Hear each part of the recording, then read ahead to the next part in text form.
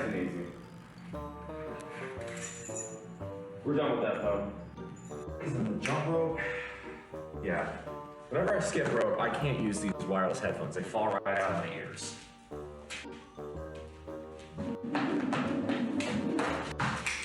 So of course, it would be helpful if I could get the rope itself not to fall out of my hands.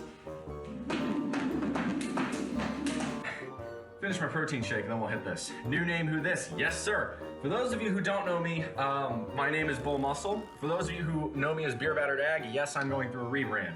This seems like a pretty good time to talk about that, so let's go ahead and talk about it.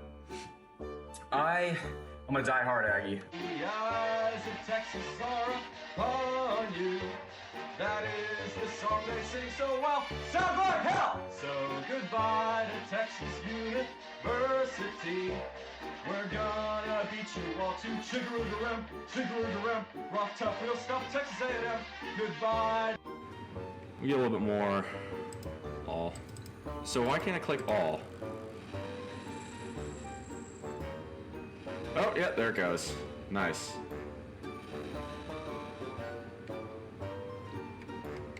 Alright, let's do one more bronze bar. If you adopt the mindset, and this is a quote from Jacob Fisker of Early Retirement Extreme, if you know that guy, 10 points to you. But it's a quote that I find unbelievably poignant in today's era. Spending money represents a failure to solve one's problems by smarter means. I'm gonna repeat that. Spending money represents a failure to... Good morning, everyone. Welcome back. It is Friday morning, and we are gonna get started. Today, we've got full day. Welcome on in. My name is BullMuscle. I'm your host. We got a good show for you today.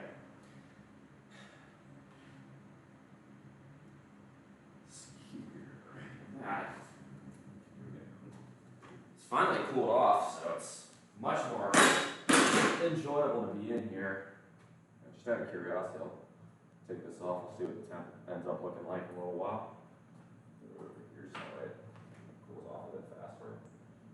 There we go.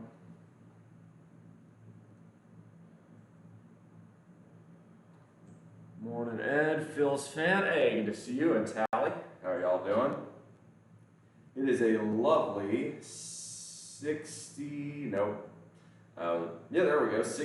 degrees outside, which means it's probably in the low 70s in here. Actually feels really nice. So we're gonna get started. We have pull day today, and y'all may notice it's set a little bit worse for wear. Unfortunately, that's true. So I was up in the great city of Greenville, South Carolina this week. Why was I there? Well, it was for a business trip. I was working up with the design engineering firm that runs our site, and while I enjoyed my trip up there, I went for a run along the Reedy River, and at some point, I guess some sort of impact occurred on my knee that my knee is just did not respond well to, and ever since, my knee has not been feeling quite right. I notice it when I walk. I really notice it sort of at the unbent stage where it's fully extended. I can feel it more there. It's kind of just pain around the patella in general, which is a worry because tomorrow is supposedly going to be a deadlift day. I think I'm still going to give it a shot, but that may pose an issue. I'm hoping I don't have to go see a doc about that. It'd be really frustrating if I did. So just figured I'd give you guys an update on that. That's why the channel says a bit worse for wear. Ag means silver. Someone knows their periodic table. I work with PU though, not AG. You want to talk about a rare, valuable metal? There are quite a few governments the world over that would really like to get their hands on some PU. Good morning, Tally. Good morning. That's Hayden. Welcome on in. So we get started. But hopefully, this little thing with my knee is a blip, and it goes away.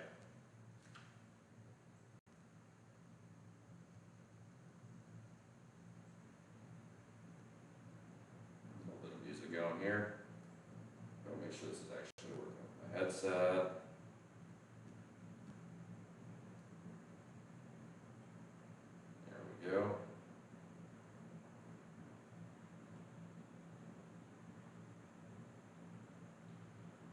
Chicago started off this morning. A little 25 or 6-4. By the way, Chicago is such a great band. Like, they have a little something for everyone. Chicago can just as equally put out a great rocker as they can put out a tender love ballad. Like, it's a damn good band right there.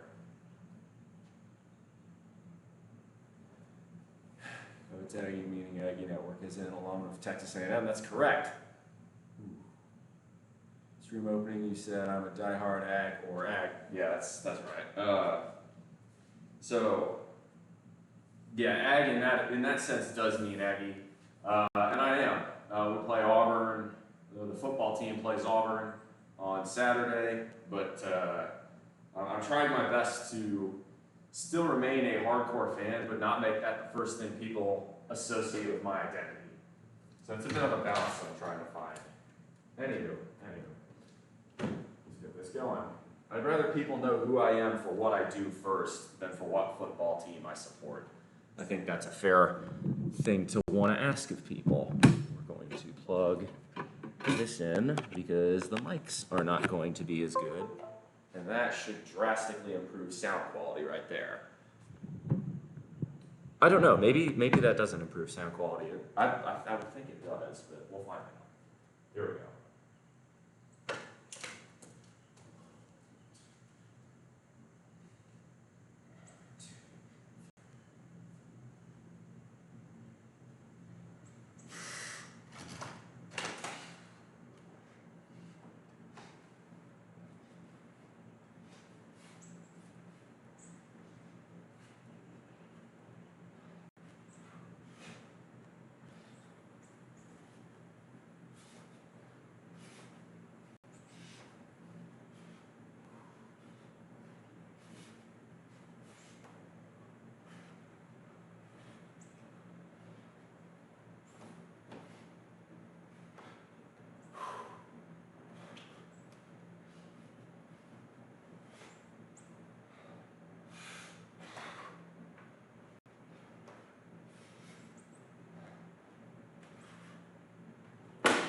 That's good.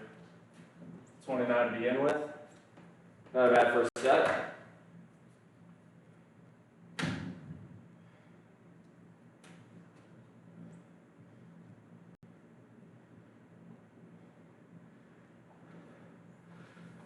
Oh, I'm sore. Did not get the quality of sleep I was hoping for up in Greenville, but that was mostly my own bad decisions. So I gotta live with those.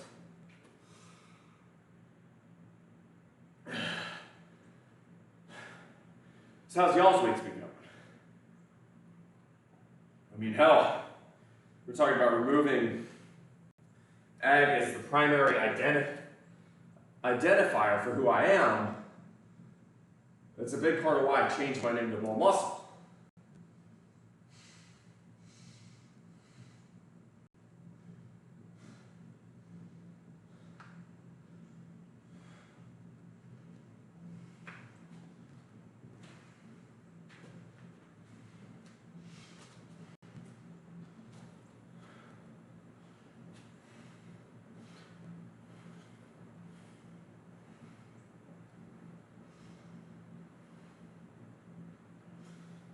All right.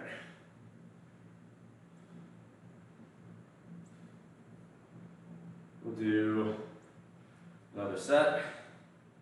Oh, I forgot to post to my diet. You know, I'm going to do that after that. Weighed in this morning a bit, predictably, a bit heavier, a bit fatter than I wanted to. Back up to 212. Kind of not the direction we're looking to go. I kind of like to be around 205. So I think the next few weeks, thankfully, next few weeks, I'm going to be at home. I don't have any major travel coming up until roughly late October. And as such, I should be able to, I should be able to do a little bit better for myself. At least diet-wise. Week's kind of bad, bit of missing motivation. Bad good choices. Oh, bad food choices. I was gonna say, bad good choices doesn't make sense. Yeah, bad food choices, that's a mood. Honestly, you know what happens? You have to, it's in that moment, what you gotta say is, for me, I find my biggest issue is in the evenings.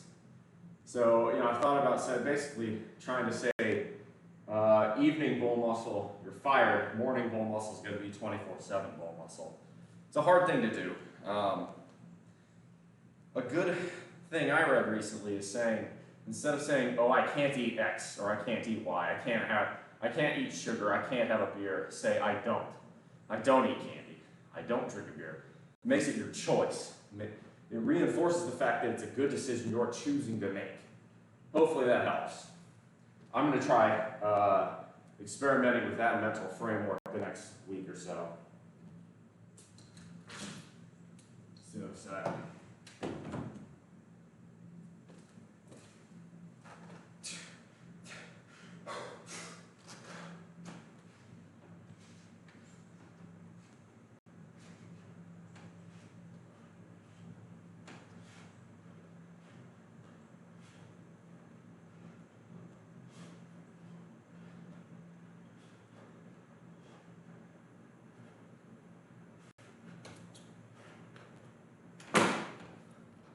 Okay, 18.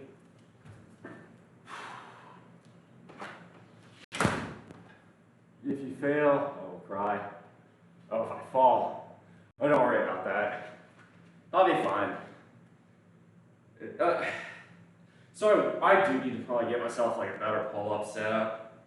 What I really should get is a ceiling-mounted bar. So that you bolt into the rooftop here. What I need to do is find some studs, but the trouble is I'm not sure if the stud can support, 200 plus pound weight directly vertically on it. Even more so if I decide to start doing weighted pull-ups, which I wish I would do again. I just don't have a way to do it. I need to get a chain, like a chain belt set up. I actually have that on my wish list. I just haven't acted on it.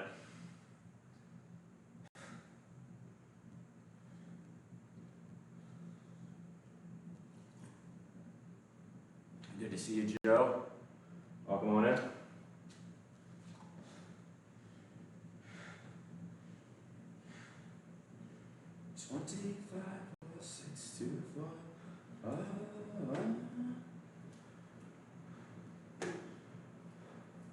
Would you rather I do it from the square squat bar? Oh, first time chatter. Guy doer, what's the value of doing them all fast and jerky like that? I don't think I'm doing them that fast. I'm getting pretty far down. If you think I should do them slower, by all means, but I don't know. I feel it pretty good in both my biceps and my lats, so I'm doing something right. But welcome, by the way. Is it better to do the pull-ups slow or fast, you think? I mean, as long as you're getting close to a full range of motion, I don't really think it matters. I mean, that's, I think, more personal preference. I tend to go slower when I've got weight on, but I don't have a weight belt, so. Well, I don't have a chain weight belt anyway. Speaking of, where's my actual weight belt? Because it was right here. I must have left it. Oh, I know where it is. I cleaned it, and then I forgot to bring it back out here. I'll have to grab it before I start. Again, I'm not sure, that's why I'm asking. I really think it depends. I mean, what are you really going for? It's the same way, right? It's the same way, like, you ever seen guys do time under tension bench press? Where, right, if they're bench pressing, it'll come down, they'll take 3-4 seconds to bring it down and then explode up. And then 1, 2, 3, 4, explode up again. Like, there's a time and place for that. In the same way, there's a time and place for just banging out as many sets as you can, or as reps as you can. In general, I don't try to bias it too much one way or the other. Mix it up a little bit. I use a vest. Well, I'd like a weight vest or a, really what I like is, I like those weight belts, the little chain goes in between the legs. The trouble for me is that, right, this is a Bosch solution. It's a door frame pull-up bar, and that means there's a certain level of stability you're not going to get compared to an actual metal one. Sometimes I use the top of the squat rack here, but even that's not ideal because it's a square bar, so that's really, that one messes with your grip strength a lot. I was going to do rows after this, so I don't really want to destroy my grip strength before doing rows. That would be less than ideal. There we go. Damn. Yeah, something's fucked up with my knee, and I don't know what it is. Anyway, I'm going to do a third set.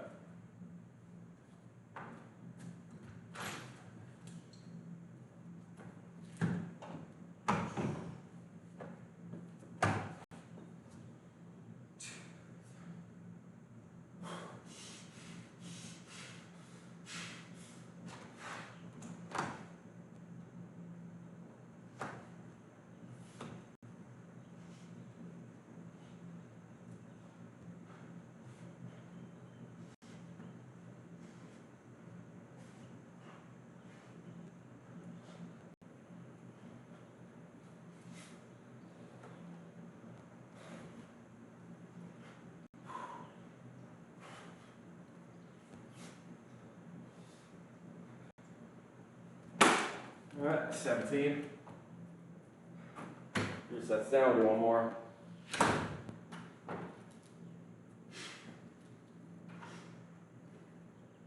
See, that's 29, 47, 64. That's not bad. I have a Tree Ranch this perk from. Bro, that's awesome. Morning, Kareem. Good to see you.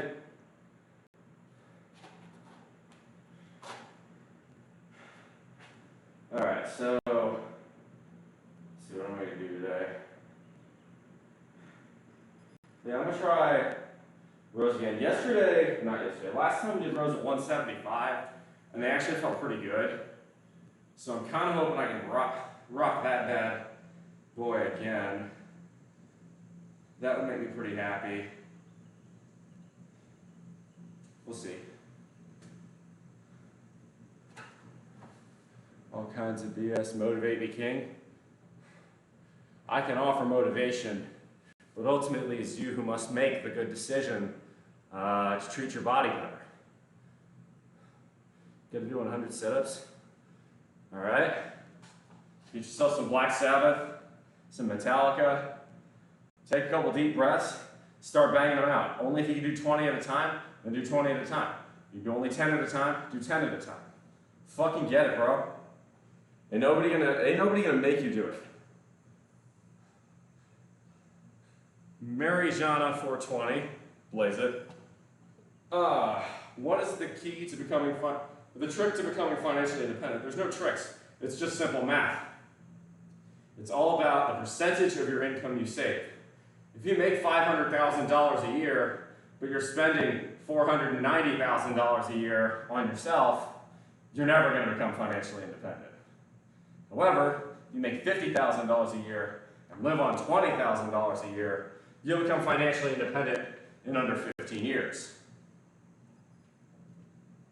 You guys are curious about what I save, what I spend, what my savings rate is, I'll happily say so, but I never say it out front because that would be bragging.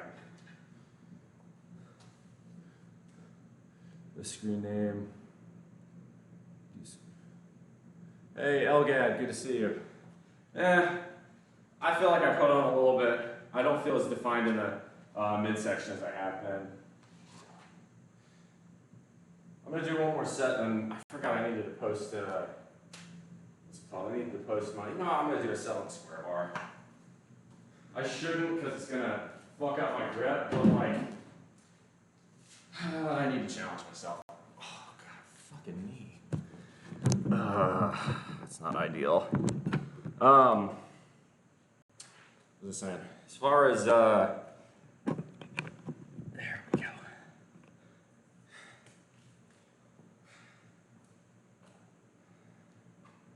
As far as savings rate, all that's concerned, what I need to do is I need to put my weekly update on the Discord. The Texas Silver Fox in chat today, I'm not sure who that's referred to. Are you talking about the guy who was lifting with me a couple weeks ago? Blessing Ranger 123, good to see you. Oh, jackknife? Yeah, see, I'll do jackknives.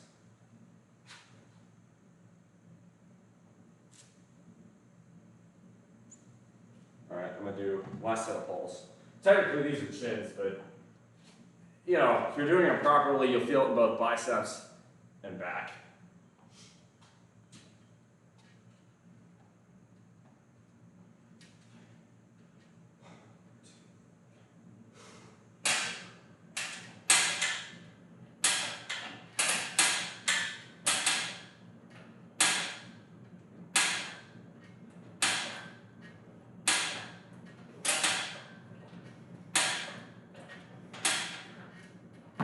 That'll do.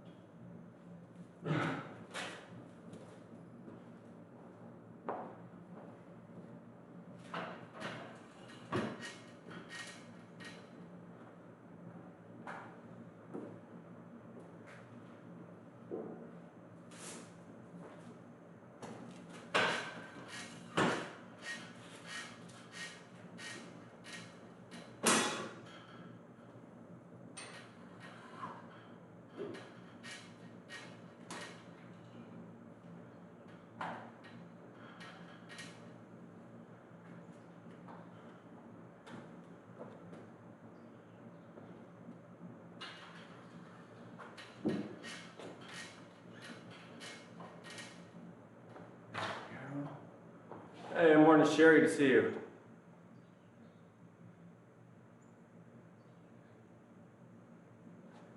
Oh, I get a conversation between all kinds and Guy. Always good to see people motivating each other to do more than my chat. Much respect, you two. Thank you. So we're gonna do rows next. This is 175. This I actually am gonna need to go get my weight belt, so give me just 1 minute. 1 second. Bad butt genetics. Oof. Yeah, that's tough. Usually a towel on a wood floor is enough for me. And that's really more just because I don't like the farting noises the air pocket at my spine makes. Give me just 1 moment. I gotta get my belt.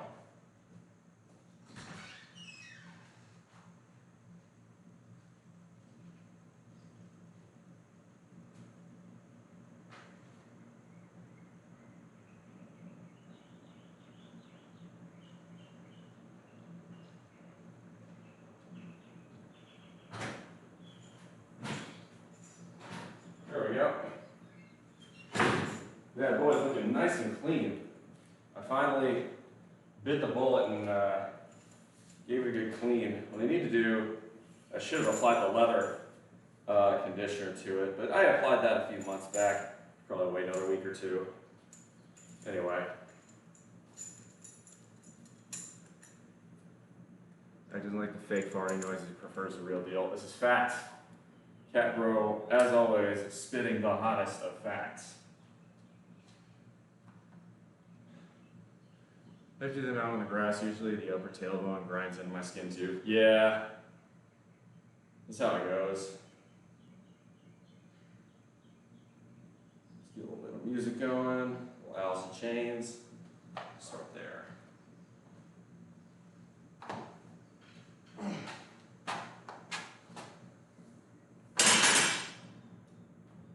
a nerve. That's a bit nervous. Feel my knee. Something's up with my right knee is what's going on there. Hey, 10's a good start, 90 to go.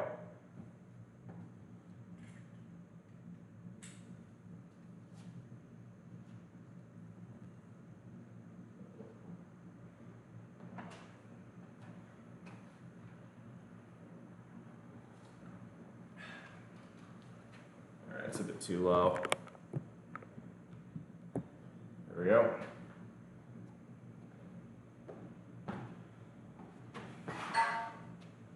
Let's do this.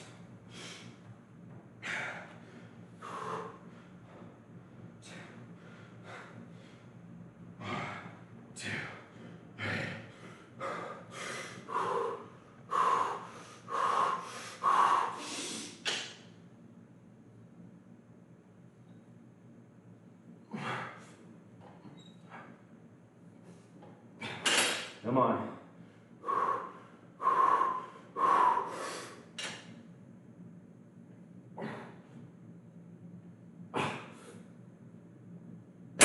That wasn't bad. 8. I'm gonna stick with that.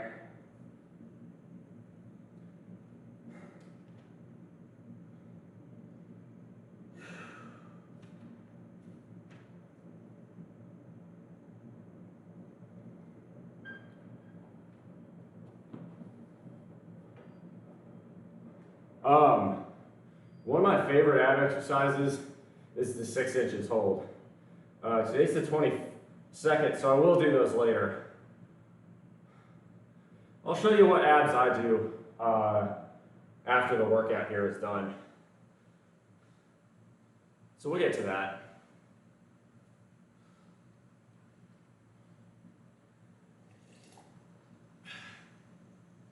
We haven't done dumbbell shrugs in a hot minute.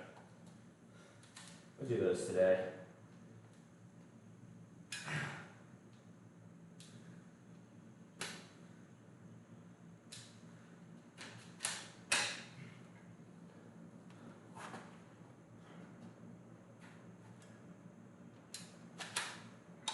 There we go.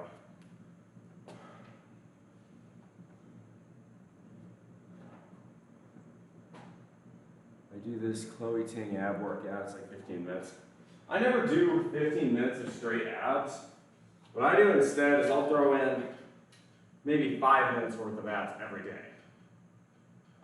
It's not necessary, especially if you do, squats and deadlifts.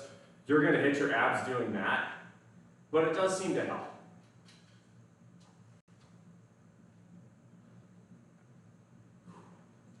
All right,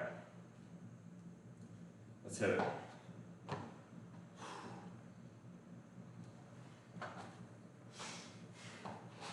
Underhand this time.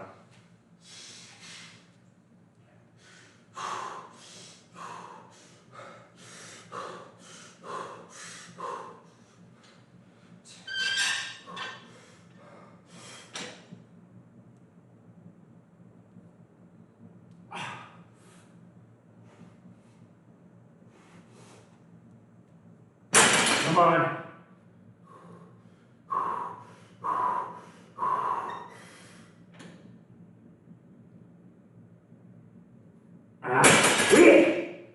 Shit last set. Didn't like that. That's 7. That last one don't count.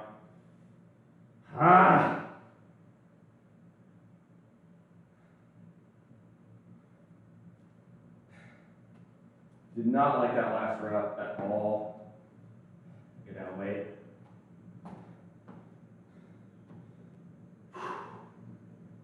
Yeah.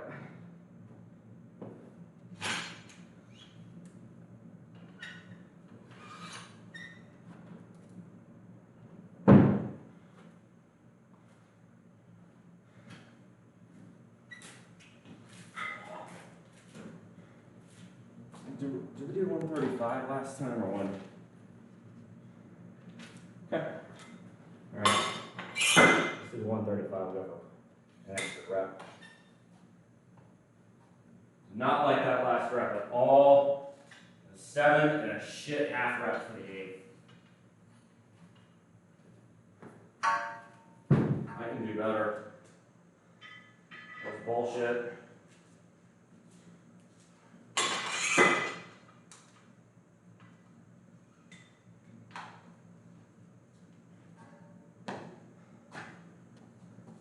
Hey, understanding, good to see you.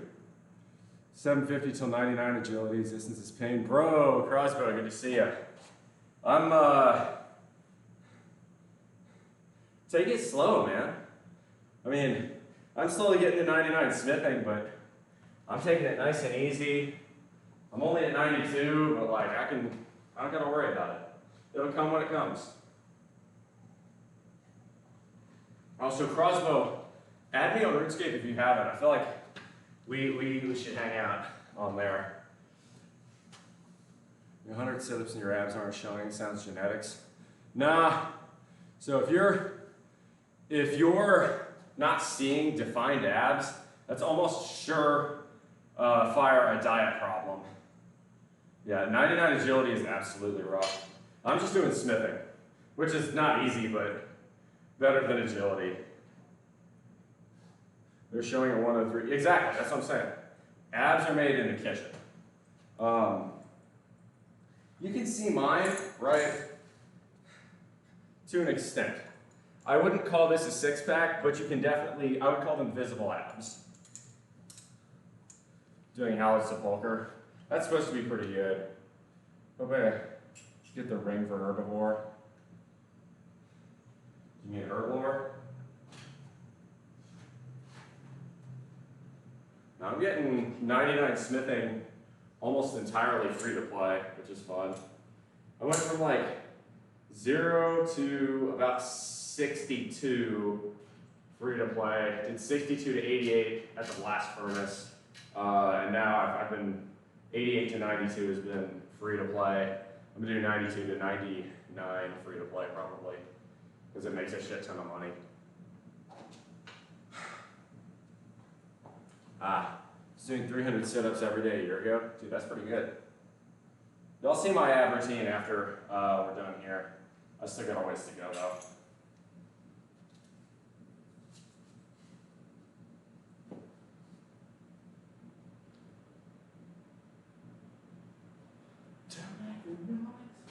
God damn. Something's fucked up in my knee. That's frustrating. Alright, so these are the same bent over rows. The grip's a lot wider for these. I feel as though it hits a different part of my back. The key on these two, don't over grip it. You really kind of want your hands to be relaxed.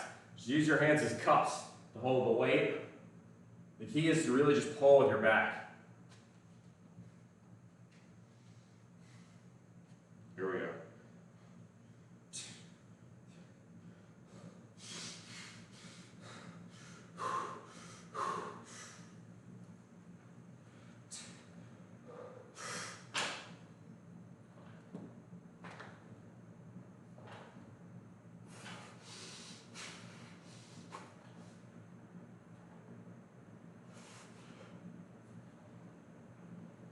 Come on.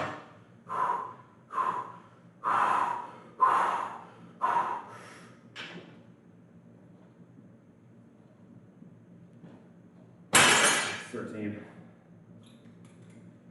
Ooh, lightheaded.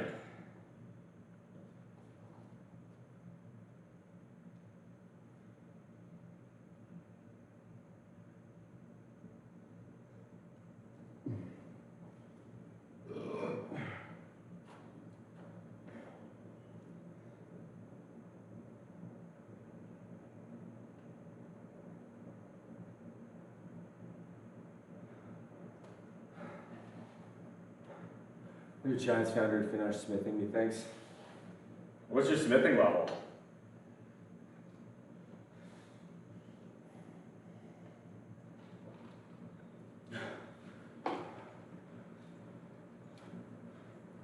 Do you do any of the Wim Hof stuff?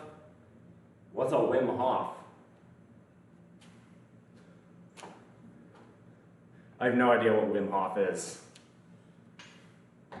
If you couldn't figure it out,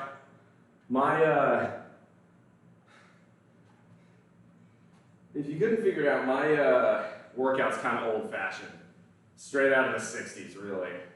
Like bent over rows, pull-ups, deadlifts. It's not complicated.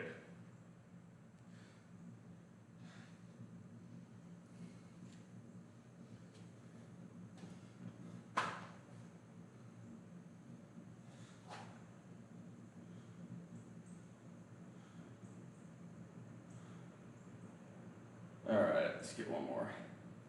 97, Crosby. Damn, you must. You're going from 99 agility to that close to 99 smithing. You've definitely got a better account than I've got. All right.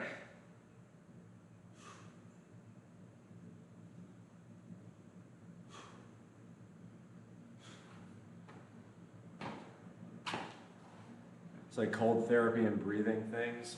No, I've never heard of that. 2239 total, Jesus. I think my total's not even 800.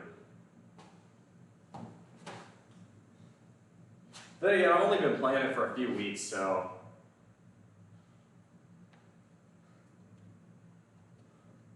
Cold shower, ice bath in the morning, some breathing things, training helps with the blood flow and recovery. Maybe I need to look at that because this is the first time I've ever had any trouble with my knee. I've had ankle injuries in the past, lower back, but never a knee injury. And what's funny is it wasn't weightlifting that caused it. It was going for a jog.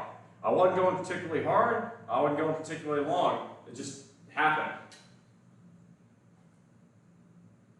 204 days plays, Jesus. Okay, yeah. No, we're definitely in very different stages of that game. All right.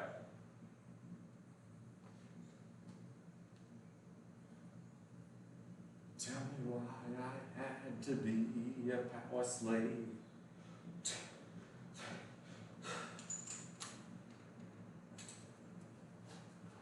All right, last set. This is going to be same thing, wide grip rows, but underhand grip.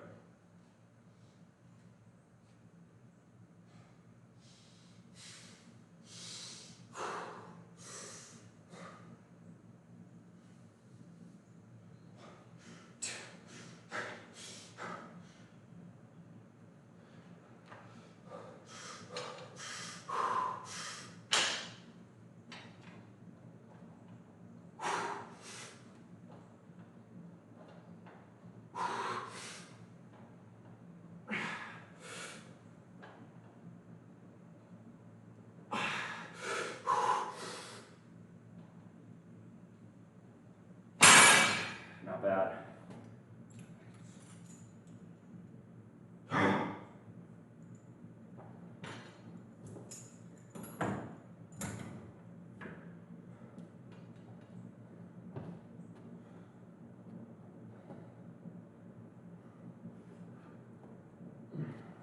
Okay, that didn't hurt. That's a good sign.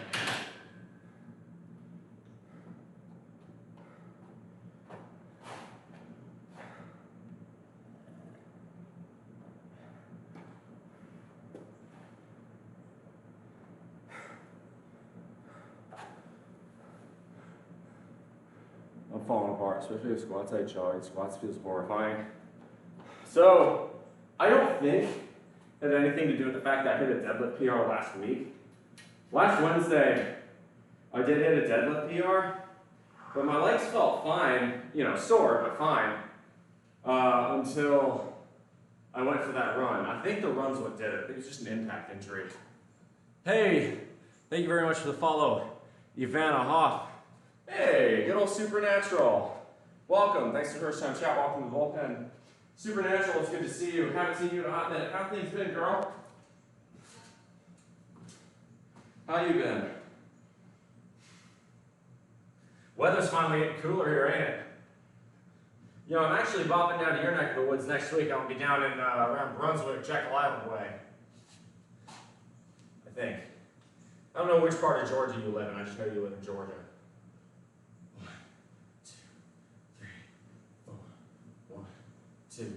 1, 2, 3.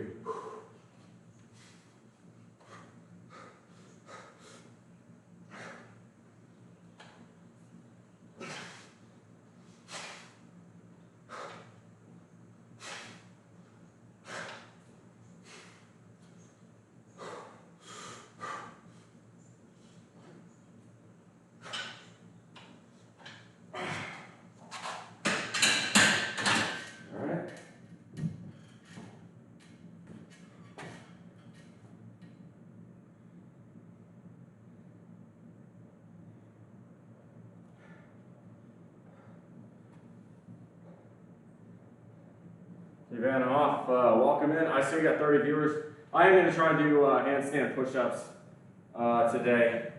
So viewers, I think out of an abundance of caution, I'll still do the handstand push-ups at 30.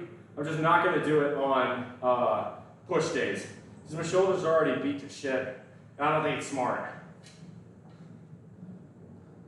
I'll watch all my money disappear doing construction. Dude, construction is just lighting money on fire. Like, I don't know which is more deflationary to the RuneScape currency, but I definitely think construction and bonds are the most deflationary things they've ever done. I assume you're playing old school, by the way.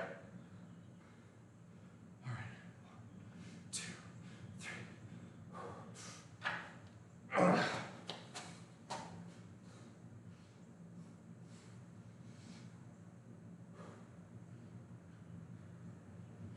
3. Base.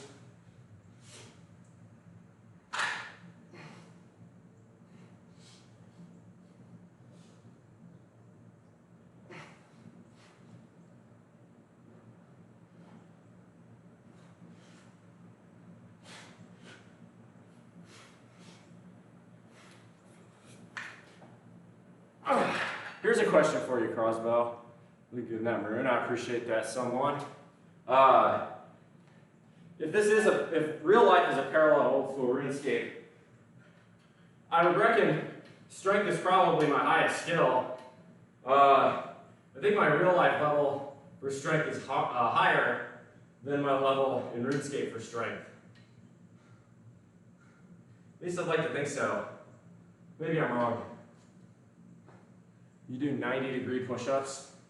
I don't know what that is. Do you mean like handstand push-ups or what? Because I can rep out handstand push-ups. I have the strength. My trouble is balance. If I don't, so I won't use the wall to get up, but I use it as a balance and a reference point. Because if I don't, I fall over. That's my trouble, is the balance.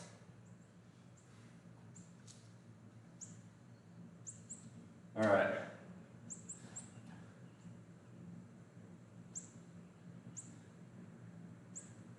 Tougher than a handstand push-ups, less sketchy. Well, I don't know what a 90-degree push-up is then. Sorry. I'm old-fashioned. I don't know. Maybe. I mean, I'm pretty strong chest-wise, but progression after is archer push-ups. I don't know what that is either. I can do clap push-ups. I don't know if that means anything. You can do, well, you know, the triangle or diamond push-ups too, where you do this with your hands.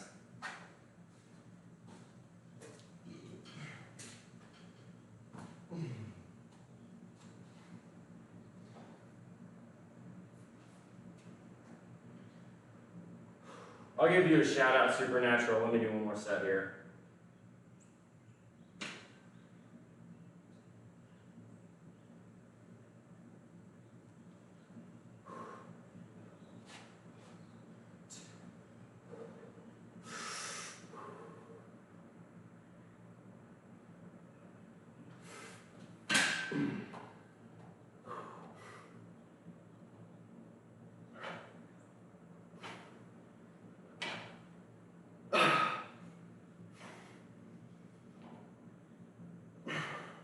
Come on. I'm on. Come on. Not bad.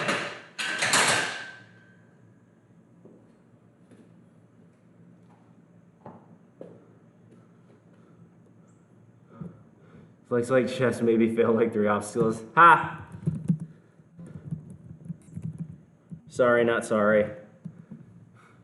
You wreck discipline, Crossbow.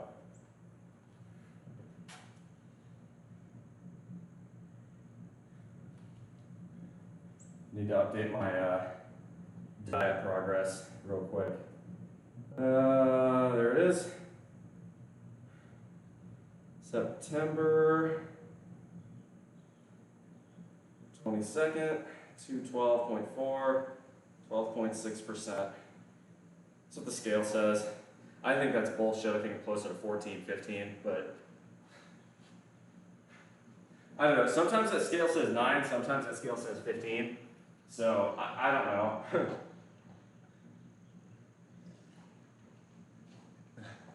You're my source of EXP waste.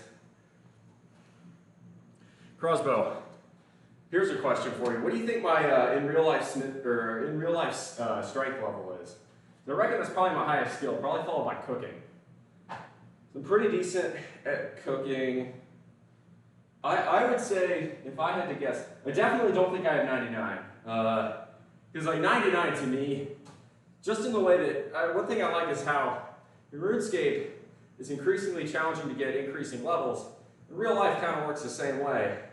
It's a lot harder to gain strength when you're already very strong versus noob gains, you know? Noob gains are great, but those go away fairly soon after you start working out. It's a good question. Someone I knew who was a pretty strong dude as well, reckoned probably somewhere in the 70s strength-wise. I believe that.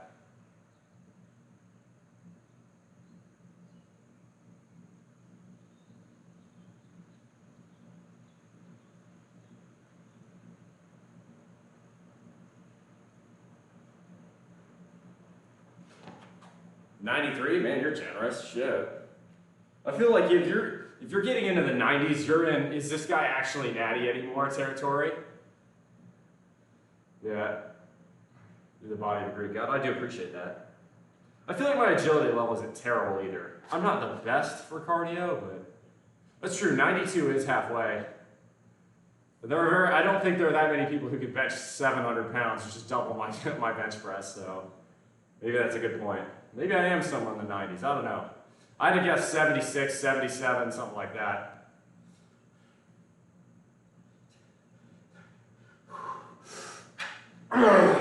Let's go.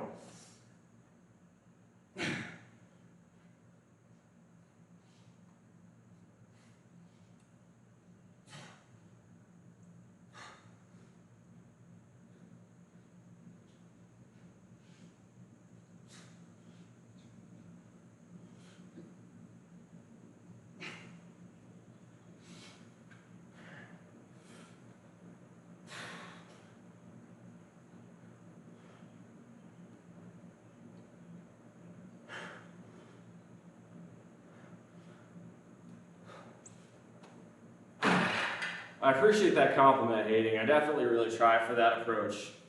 It's like 87 agility. See, I feel agility's probably lower than that. Because like, if you're 99 agility, you're like one of those motherfuckers who can run Ironmans and triathlons and fucking centuries and shit. The marathon runner, you're in the 90s. I definitely couldn't do that.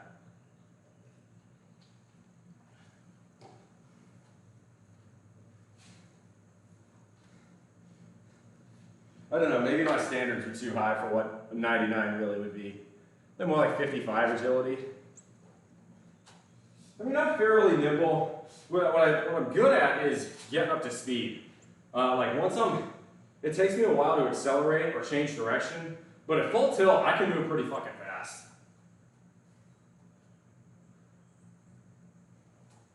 I'd like to think, I know how to make a curry, so I know I'm at least like 55, 60 cooking.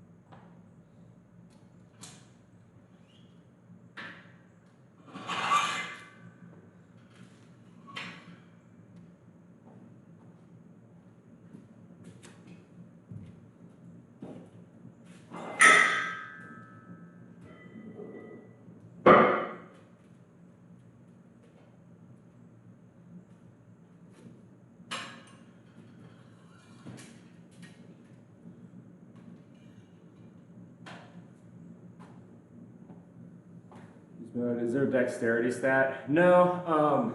There's thieving, which is sort of like dexterity, being stealthy. I'm about as stealthy as a bull in a china shop. My thieving level is maybe like 2. I'm not very stealthy. I'm too big for that shit. I'm fairly decent at woodcutting too. I've chopped down a Bradford pear tree, so that makes me think I gotta be at least like 15. I'm pretty good at digging holes, so I think my mining level's at least somewhat decent. I can defend myself okay. Fairly good at taking a punch, so I feel like my hit points level's alright. I don't know what the equivalent to magic is in real life. It's maybe science or something. That's a good one. Because at a certain point, levels of engineering and science do come across to other people as magic. I don't know. That's a good question. All right. Let's go for...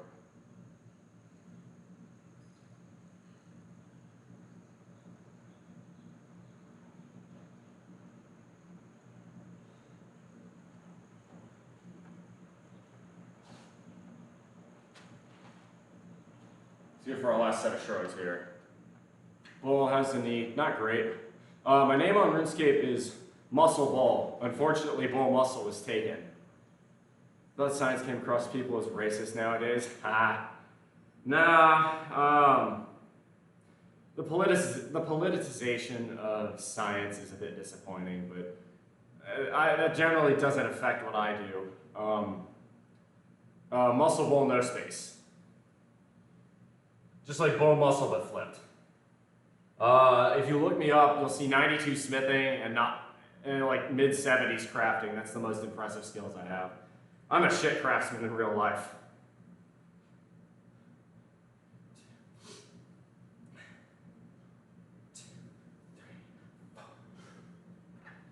Ugh.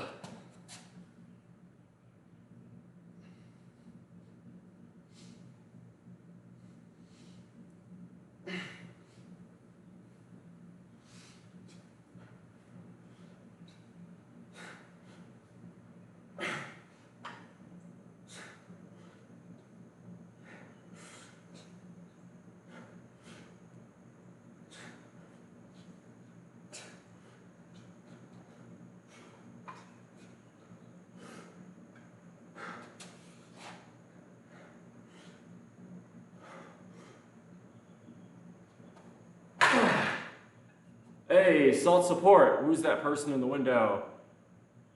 There's a person in the window? Where? One range, yeah, that checks out. Why do you need ranging if you can just butcher someone with a warhammer or a battle axe? Good to see you, salt support. Welcome to the bullpen. 2 conference calls. Yeah, Severus, I saw your the interview clip you sent me. It was really good. So you don't do any kind of planche push-ups at all? What's a planche push-up? I have no idea what they are. Dude, you're telling me a bunch of exercises I've never heard of. I got like this just doing old-fashioned shit. That's kind of the fun part. Like I'll tell people that I don't do anything complicated. I just lift weights. Much more fun that way. Okay, from 99 farming. Bet, dude. Dude, we should have a 99 party for you. Do 99 parties, is that a thing people still do on RuneScape? It's been a while, so I'm out of the loop. Doing push-ups from the waist. I feel like that would really put a lot of strain on your shoulders, having your arms that far low. That's a very high moment on your shoulders, isn't it? So you're talking about like doing push-ups down here. Calisthenic progression. You see gymnasts working on planches. Stream it on Discord after stream if you want. Dude, that sounds like a blast. Yeah. All right. So we finished your shrugs. We got hammer curls. We got. Let's do some forehands. also known as reverse curl. So we're gonna go, right? You got our traps done. We got a fair amount of back still left to do. We'll do that next. Not bad on them. You do feel them for a bit. It just seems like just from a physics perspective, you're putting a very large moment of inertia on your shoulders. I'm not sure that's a good thing. I mean, I'll try them. I'm always down to try new things. But it just seems like that would be an issue. Again, if you haven't figured it out, again, I'm pretty old-fashioned when it comes to workouts. I just do basic shit. But it works.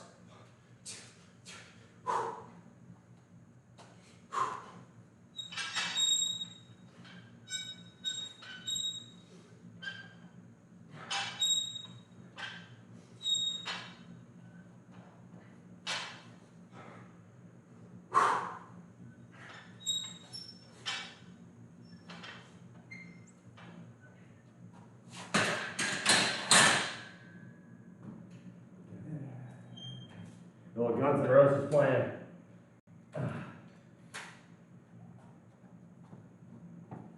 Old fashioned. Ha! Funny. I don't know. I definitely feel like in real life, my strongest skills are definitely cooking, strength, magic, depending on how you define it, and agility.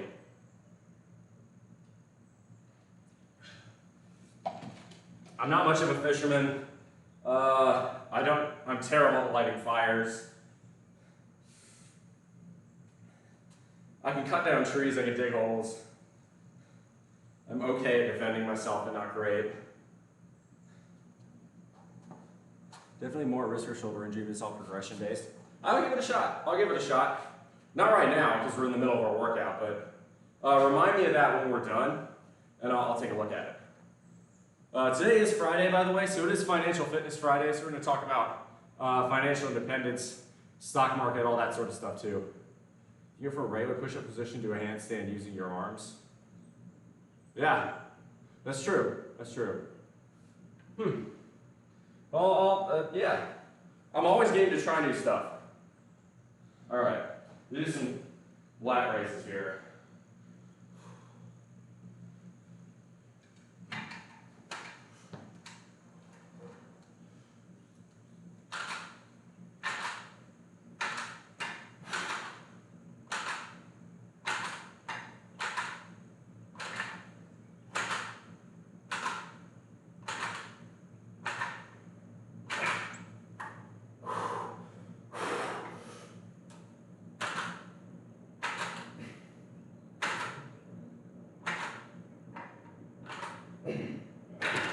Yeah.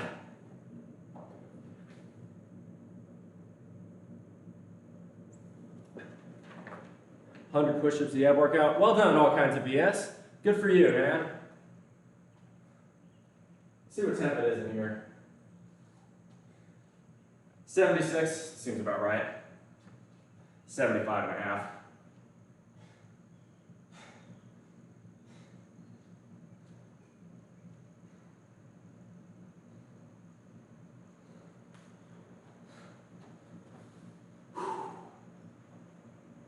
Nine constructions to put together IKEA flat packs. Ha! That's funny. I don't buy new furniture. I simply buy it used. It's far cheaper. And that way, RuneScape construction mirrors real construction because whenever you build shit for your house in the game, you end up spending a shit ton of money that you don't really need to. Same thing in real life. Nobody needs new furniture. Go to any secondhand store and you'll find plenty of good furniture pieces for a fraction of the price. Hell. Okay, I guess I'm semi-decent at construction because I did buy a couple standing desk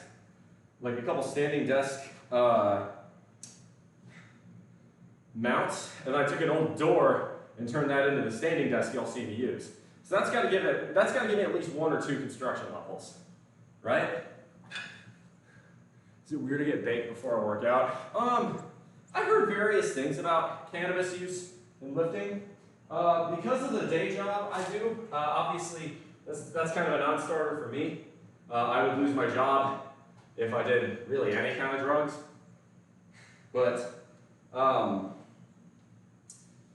it's definitely better than alcohol. Alcohol stunts your liver's ability to process protein and turn it into muscle, so definitely don't mix lifting and alcohol. Lifting and cannabis is more of a mixed bag. If you're smoking it, it's definitely going to hurt your lung capacity. But you know, if you have a brownie or something, maybe that's different. You know, edibles are always a thing. Here we go.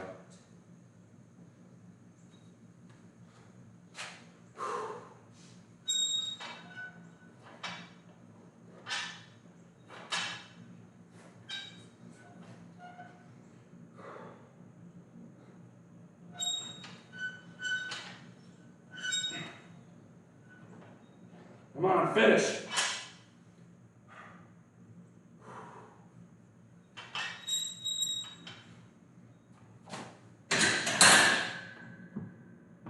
God, yeah, I still feel my knee. It's killing me. That'll hit so much harder though. I mean, I don't know. Is the new Hawaii job prospect as strict as your current job? Yes. I'd be directly working for the Navy, and it's still within the nuclear role, so yes. Absolutely.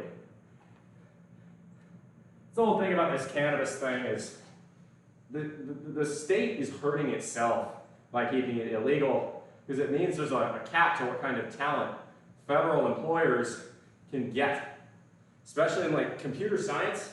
Dude, all the comp sci guys I know are stoners. Like, it's just you're limiting yourself from talent that way. Let's just see if it helps. My state is legal now. Yeah, my state will probably go one of the last to make it legal, because really since the 1600s, tobacco has been a huge part of the local industry. And tobacco doesn't want the competition.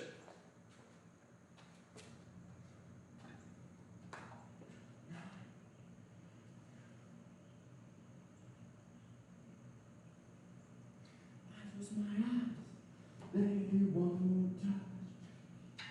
'Cause I got something I got building up inside.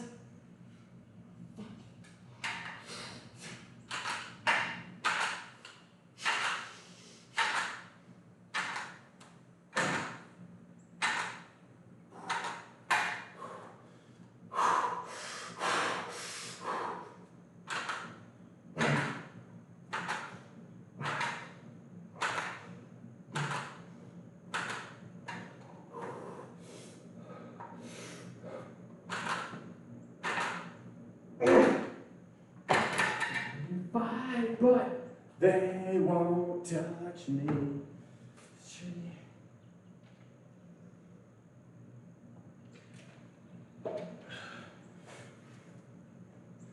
Smile. Hey, touch me. 'Cause I got something I got building up inside. So I'm ready. Do you drink coffee? No. If I need a caffeinated beverage, I prefer tea.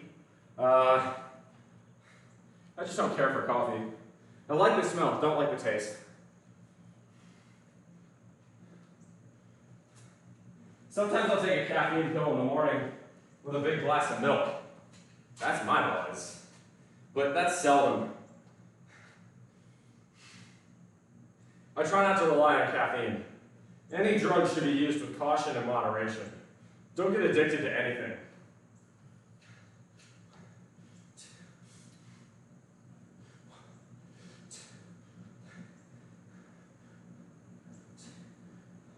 Come on.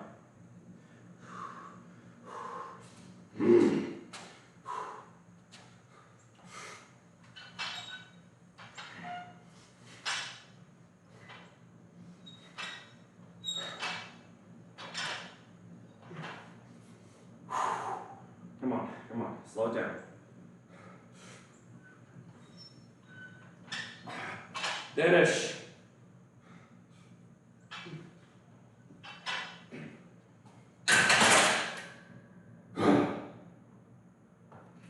Some people want to tip on your shoulder, and some will say it was me. But I didn't buy that fifth of whiskey that you gave me. So I'd be quick to disagree. They're out to get me. They won't catch me. I'm fucking innocent. They won't break me.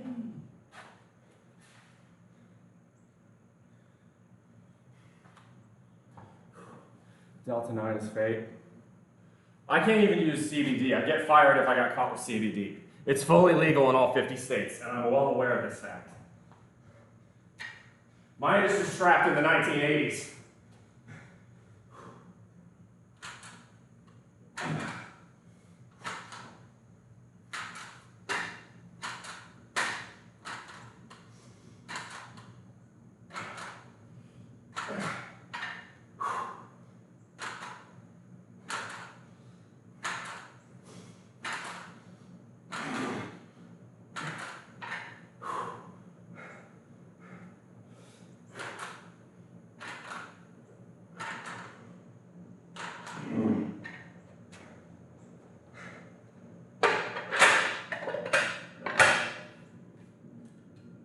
Alright, I'll do hammer curls next.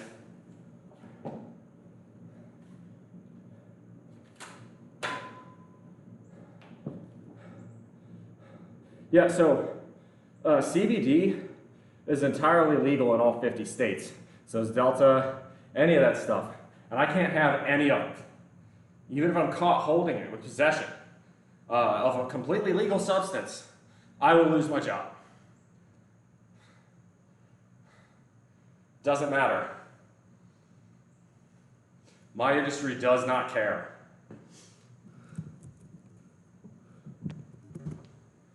In case y'all were wondering.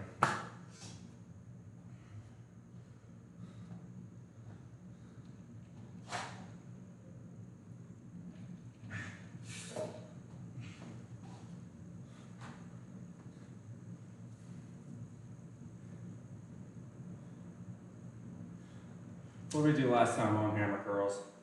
12? All right. I like it.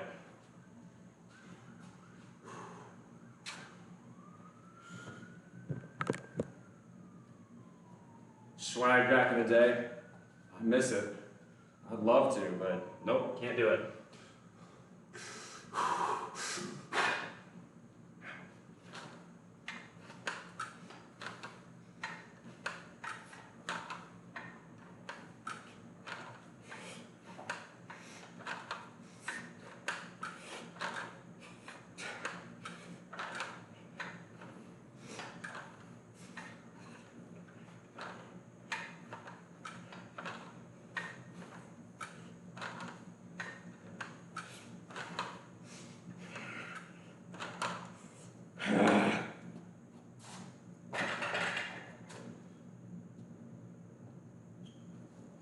Let's do it.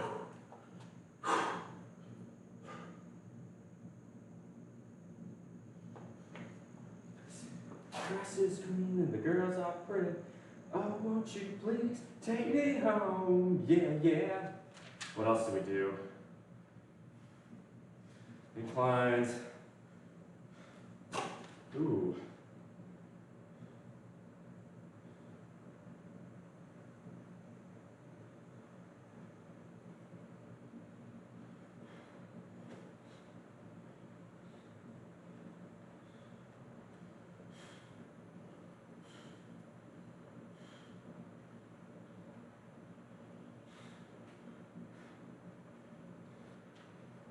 We'll do inclines next.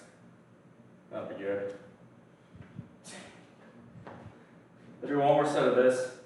We'll do some, yeah, I like that, I like that. Excuse me for just one moment, I gotta pee.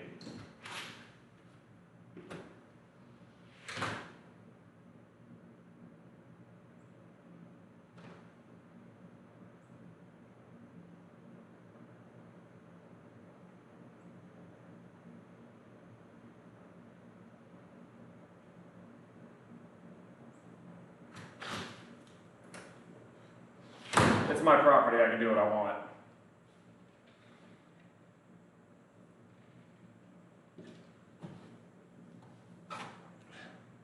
Make me flex a muscle or pose. All right. Oh, cap rope, man. I get it.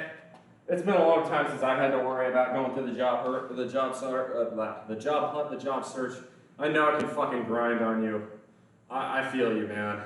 But I promise you this. You're not worthless. You're beloved here. You're smart. You're talented. You're gonna fucking find that job. You're gonna land on your feet. And you're gonna fucking kill it whenever you get that job.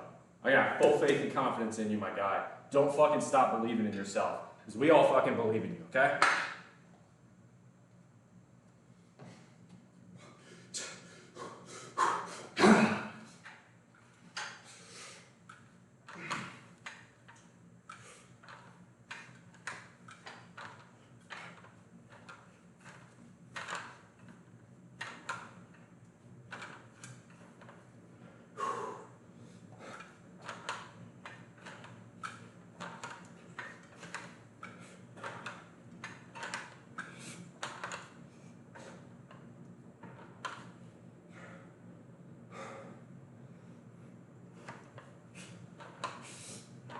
Here's just your flex for you.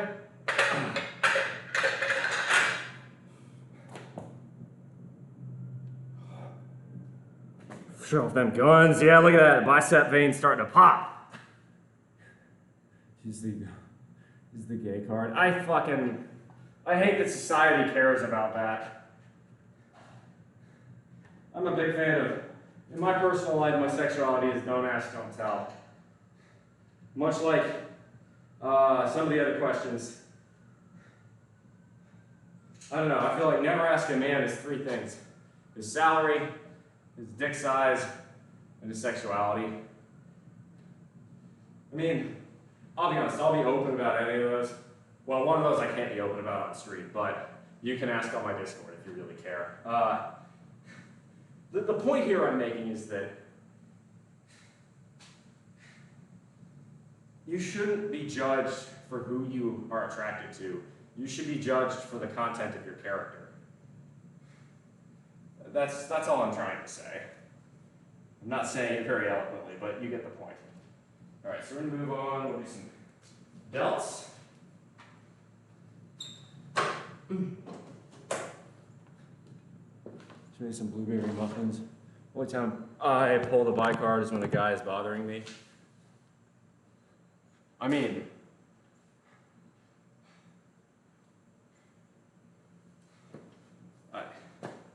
no comment.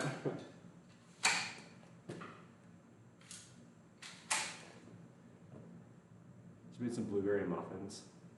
Content of my character is gonna be blueberries pretty soon. Hell yeah, those are good. Works sometimes. You really see the afternoon ones. Good. All right, so the next set. Notice this is only 20 pounds. They're not supposed to be a heavyweight exercise. I mean, if you're bi, I would assume that you'd be interested. I mean, it depends. Because you can be bi and still not be interested in a specific man or a woman. Or other. All right, let's do this. Woo, yeah, that's cold. I wouldn't be that rude. That's pretty mean.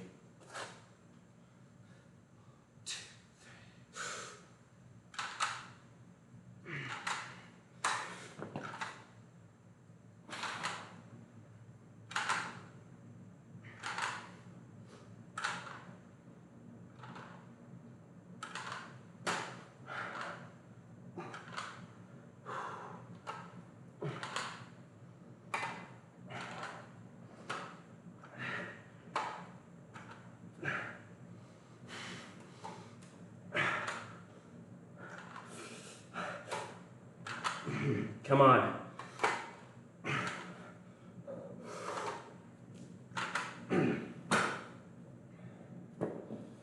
Sorry, bring up. Nah. I don't think you brought up podcast. You just brought up sexuality. Sexuality isn't politics. And you're free to talk about politics on my show, on my stream, as long as you're not fucking toxic about it. And if you are starting to get toxic, I'd be like, yo guys, cut out. Let's move on. But y'all are fine. Y'all cool.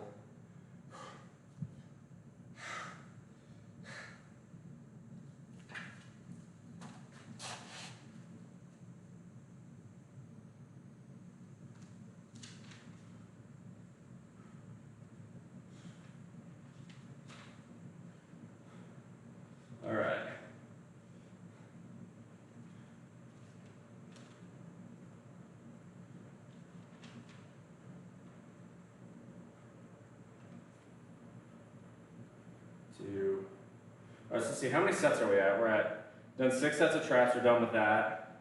We've done 2, 4, 7 sets of biceps. We've done 2, 6, 9, 10 sets of back.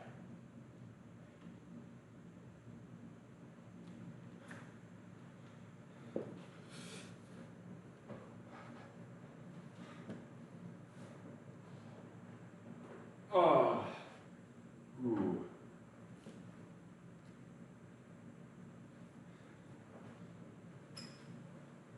Unfortunately, there are loads of employers that will hire based on diversity quotas. I don't think that's a good idea, but it's just me. Come on, finish strong. Yeah, it's an ESG type thing, I'm pretty sure. It would be an HR nightmare to do that. HR has too much power these days in almost every major corporation. Don't fucking trust HR as far as you can throw them. Then again, I'm an engineer, so of course I would say that.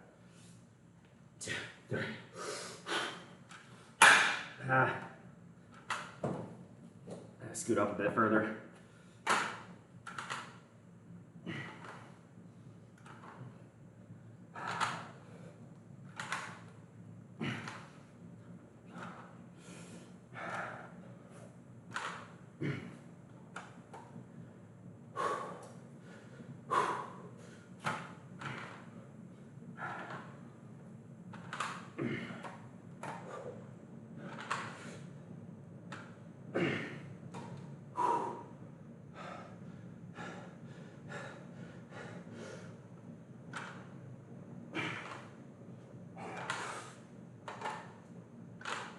Yeah, cat bro, you got it right there. Oh,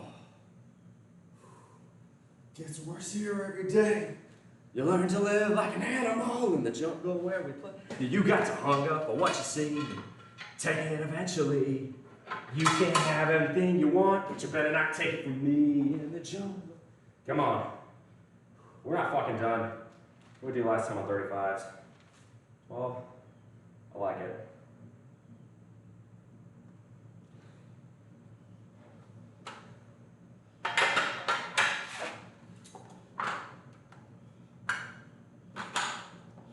When you're high.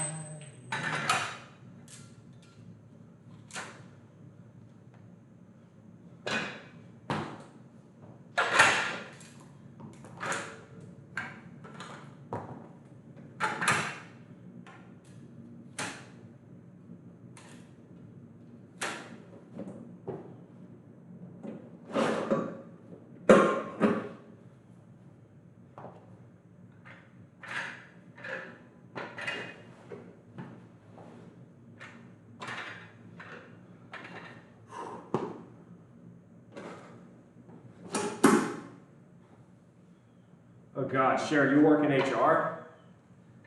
It's almost as dirty a word around here as saying you're a lawyer. Yuck.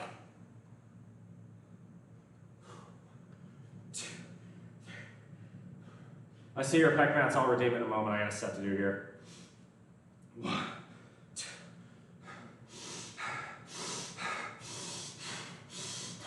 Strong leg. You know where you are? You're in the jungle, baby. You're gonna die.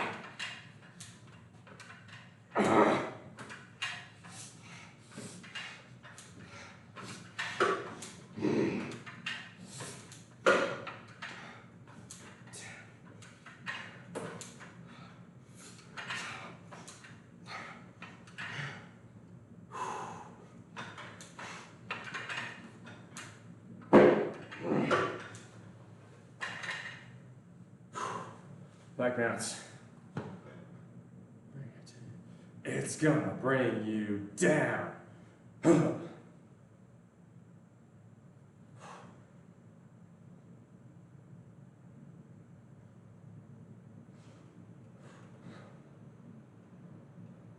you go, there's your pec bounce.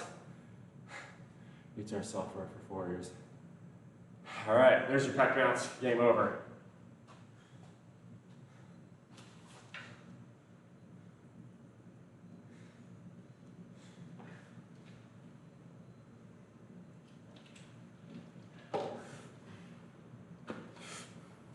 Phoenix, good to see you.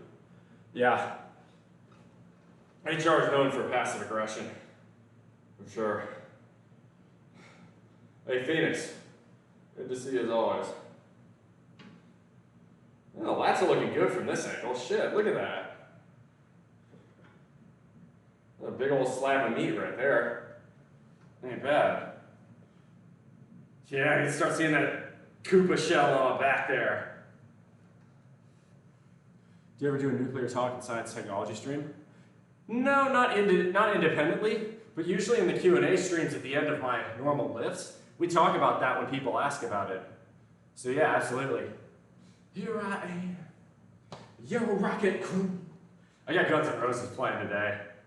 Oh yeah, ain't naive.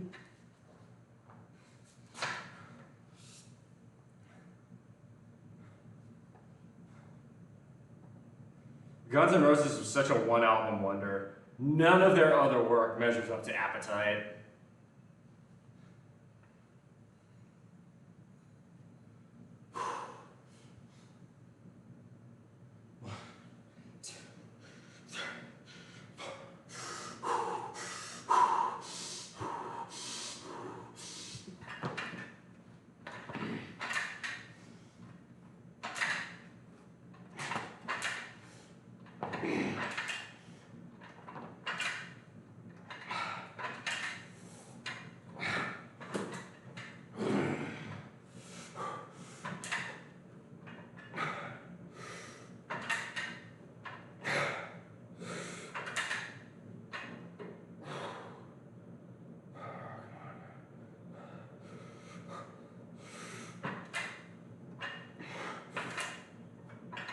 Come on!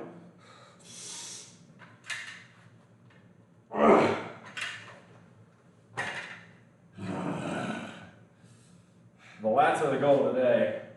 Y'all tell me, how they looking? They looking big?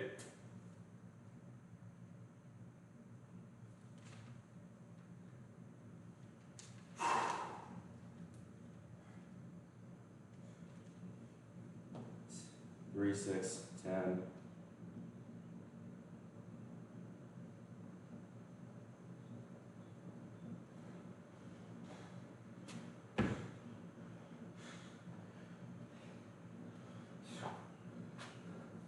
Y'all like Outlaws' insanity? Is nuclear safe the best option for anyone a super inside opinion of it? Well, good for you. I'm a nuclear engineer. That is my day job. So let's talk about that.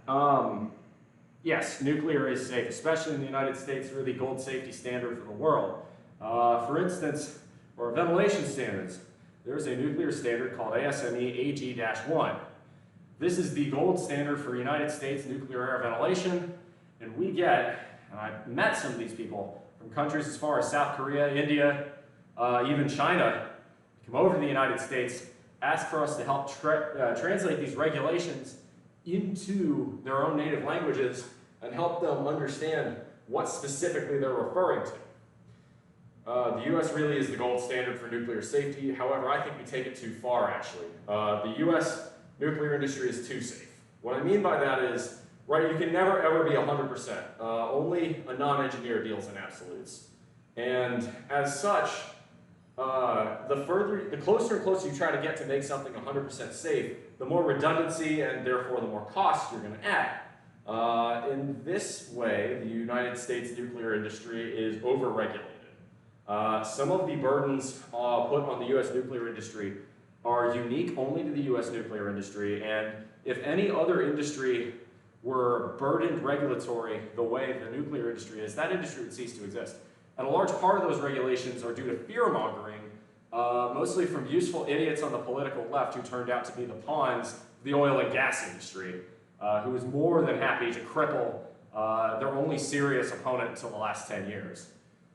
Solar, wind, and unicorn farts are fantastic, and I actually do support the increased deployment of those technologies, but they're not reliable for baseload power the same way hydroelectric, nuclear, or fossil fuels are. Fossil fuels are a no-go, and hydro has its own set of environmental issues. In terms of space and land usage as well, nuclear is extremely compact. You can put, over a gigawatt of electrical power down in a facility the size of, a handful of megawatt coal-fired plant. A piece of uranium, the size of your hand, the size that they can fit in the palm of your hand, is more energy dense than an entire train car full of coal and produces no carbon in reaction. So I could continue going on. Hey, Parno, it's good to see you. Snacky, welcome on in. There's quite the market for that, but you can bring in a bunch of money and maybe some increased freedoms. You ever talked to anyone about project-based finance work? That's a good question. I've not, but I'd be open to it. Now, let's run through some of. That was fucking awesome. Oh, I can get a whole lot more. No, Crossbow, never dismiss the sandwich lady. Do you know why? You can get a stale baguette. It's like, a $5 million item on the GE. Never, ever dismiss the sandwich lady. Bad, Crossbow. Bad. Never dismiss the drunken dwarf either, because everyone could go for a beer and a kebab. I could continue going on with the nuclear industry. I know a lot about it. I mean, it really is my wheelhouse, triangle sandwich based. Sandwiches are always delicious. But yeah, as far as what was I saying? I'll always accept free food. Absolutely. And as far as the rest of the nuclear industry is concerned, so there are a lot of really interesting 4th gen and future type reactors coming online. NuScale has something called the SMR, it's a small modular reactor. The idea here is that you can build a ton of them, and as such, you're going to build economies of scale, which means the per unit cost comes down. Cost is the real bugaboo about the industry nowadays, because the regulatory burden has made it extremely capital intensive to build a reactor, especially after the Plant Vogtle cost overruns and delays at debacles. And I can get into why that happened, how it happened, and how it can be prevented. But the overarching point here is there's a lot of future and promise in the nuclear industry as well. Bill Gates, of Microsoft fame and of charitable fame the world over, is actually running and funding a company called TerraPower. What TerraPower is attempting to do is take a brownfield project, it's an old shut-down coal-fired power plant in Wyoming, and place a new Gen 4 style reactor, nuclear reactor there. Hopefully it works out. Gates has got more money to burn than anyone, so a lot of people like to shit on billionaires, but I think there are some billionaires that do better things with their money than others, and I'll give credit where it's due to Gates here. That's a fantastic use of his money. Soft fusion is closer than ever. No, nuclear fusion is closer than ever, but still decades down the road from being commercially viable. It's a material science question which we haven't cracked yet. We still need to continue to invest in it because fusion is going to be a near requirement if we ever want to become an interplanetary species. That being said, don't expect nuclear fusion to become a main source of power within your or my lifetime. Fission's what we got, fission's what we're going to work with. That's just my opinion on fusion. Fusion's fantastic, but don't expect much from it. Bill and Melinda Gates Foundation is more than $70 billion, and it's endowment. Exactly, that's sort of my point. The fact that they're trying to get things like TerraPower off the ground, and I'm not trying to bootlick, the billionaires. Every billionaire gets his fortune semi-unethically. That's just the nature of the game. But I certainly think Gates is doing better things with his money than most billionaires. Solar power has been making such huge jumps lately. The problem with solar power is that it's not as environmentally friendly as people think it is because of the materials necessary to build the solar panels. People like to say, oh, well, what about uranium mining and blah, blah, blah, blah. It's like, okay, the people who like to complain about that for nuclear never mention the costs of building all that concrete for hydroelectric dams, obviously the costs of fracking or the costs of coal mining to the environment, or the costs of mining for all the rare earth metals necessary for solar power plants. So if you're going to go with that approach, you have to go apples to apples. It's the same disingenuous argument that people say, oh, electric cars are dirtier for the environment because electric cars require battery mining materials to run. Okay, if we want to go that route, how much environmental damage is done, not even talking about carbon emissions, just talking about environmental damage in terms of contaminated water tables from fracking, methane releases, we're talking about emissions, spills, crashes, and fires from transportation to oil and gas, all the chemical runoff and pollutants caused by refining. If you're going to make an argument for or against the technology, you must do an apples to apples comparison. People who don't do that are being disingenuous. You need a decentralized power grid for as it jumps into the waste fields in Africa. Electric cars and nuclear would be sick if you could find a battery alternative. Electric cars and nuclear would be sick. Better still would be lots and lots of trains in nuclear, but that's just my opinion. Anyway.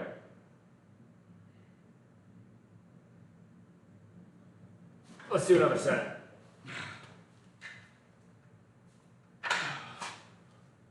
Definitely nuclear to meet our engineering. That's the thing. If we want to switch to electric vehicles, and I really prefer trains. Trains are far more efficient than any form of automobile. But if we have to switch to electric cars, that is going to place a massive new strain on the electrical grid, and we're going to need more electricity for that. Wind, solar, and unicorn farts ain't going to get us there alone, people. And we're tapped out on hydro. We're out of new hydro dams to build. And I don't think we want to do more oil and gas. So that kind of leaves us with one option. The train just have a reactor right in it? No. It'd be connected to a high voltage grid, you know, with overhead wires, the way that's done in like Japan or France or any other heavy nuclear using country. But that's a different, why we don't have high-speed rail is a different and equally sad conversation. Damn, such a sad state. Here we go, 1, 2.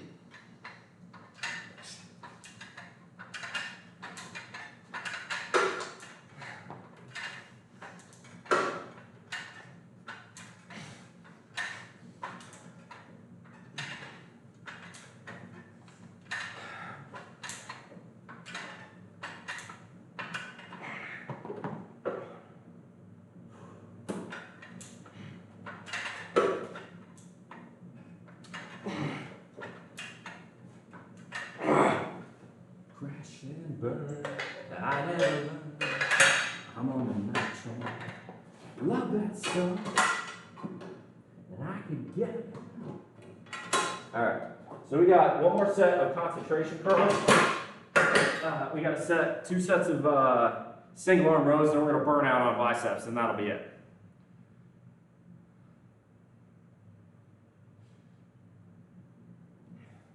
Yeah, I recommend underhead or overhead wire.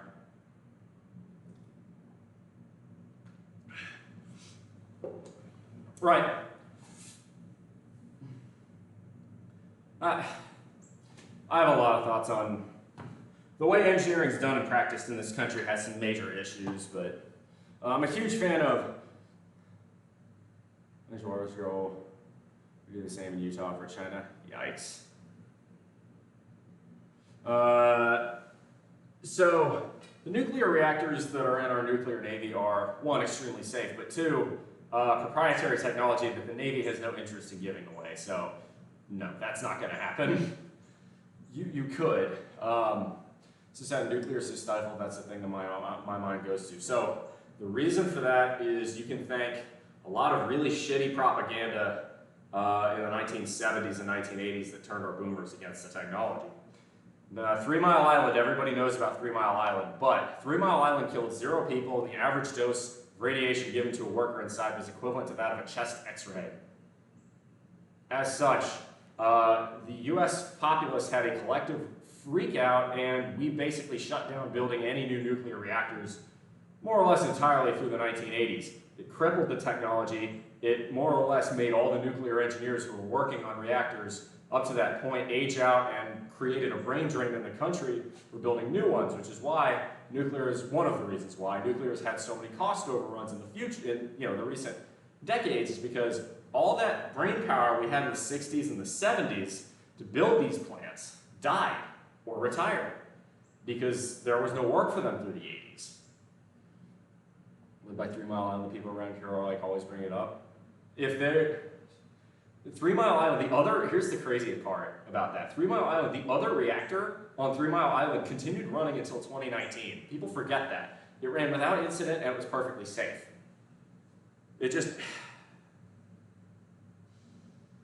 The real issue is that a movie came out starring one of the people who have done more damage to this country than anyone else, starring Jane Fonda, called The China Syndrome. It was this horrendously tacky late 70s horror film about the effects of a nuclear meltdown.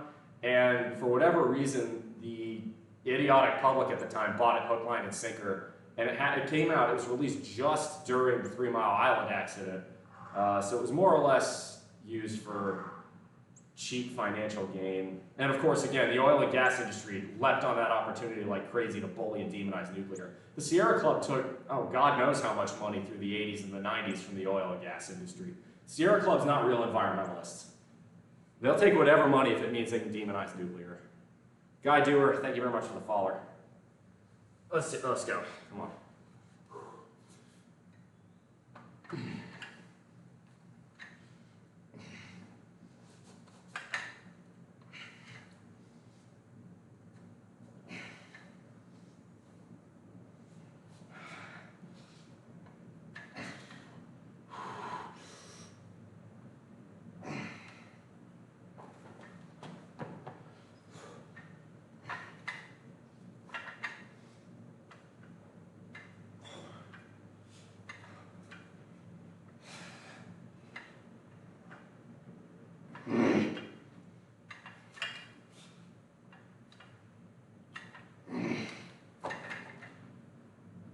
But imagine coal wants nuclear to fill as well. Oh, totally.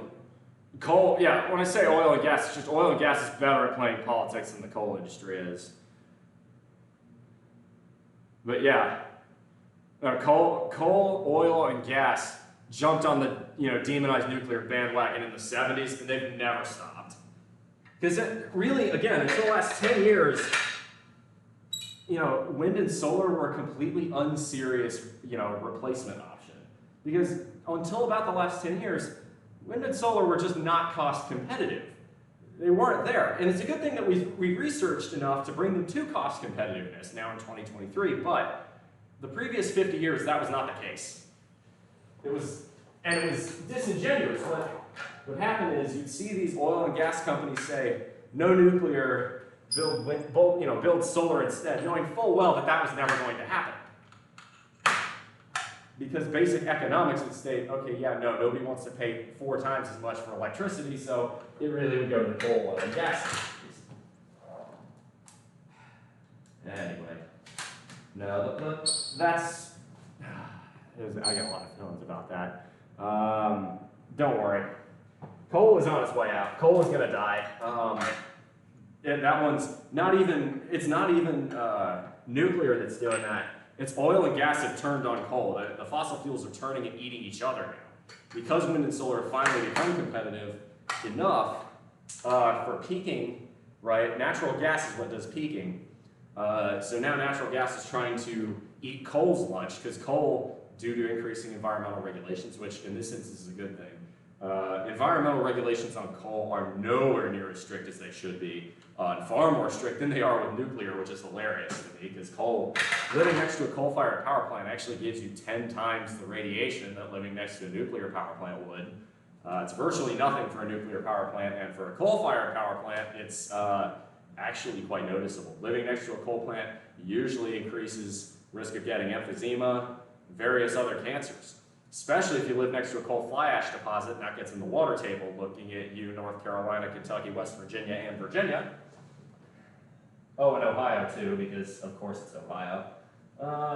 Just day-to-day kind of shit. Every generation has some new doomsday theory. Climate change won't doom us all, but it's gonna make life a lot less pleasant if we continue to do nothing.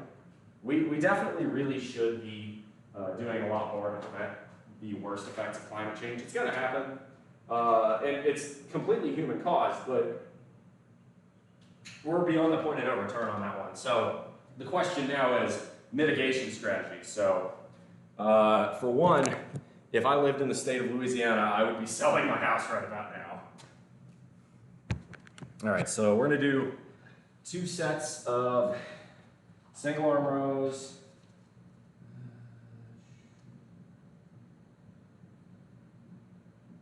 And then burnout. Let me make sure I got that all right. 4, 8,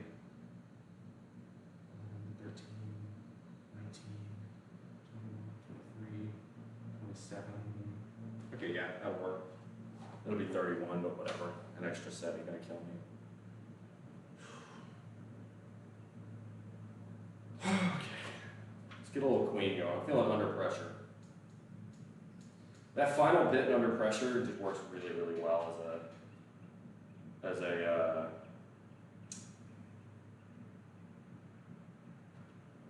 a workout jam to me. Boom, boom, boom, ba-da-dum, boom. Boom, boom, boom, ba-da-dum, boom.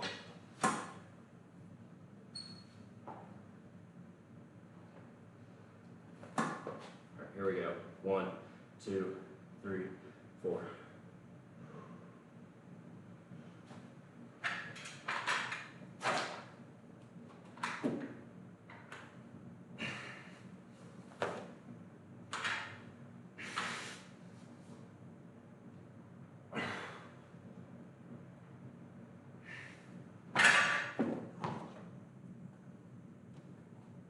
If it's not vanilla ice, funny.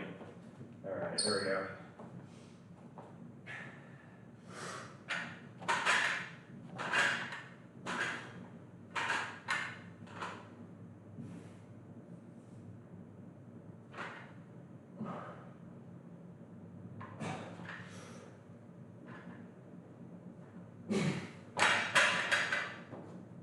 Ooh, that's tough. All right, 2 more sets. Measure. This is about watching some good screen. Let me in.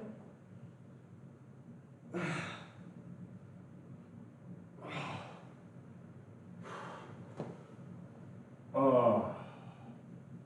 All right, yeah, we got 2 more sets here. We'll knock these out. We'll head inside. We'll do some handstand push-ups. Talk financial fitness. Really anything else you want to talk about.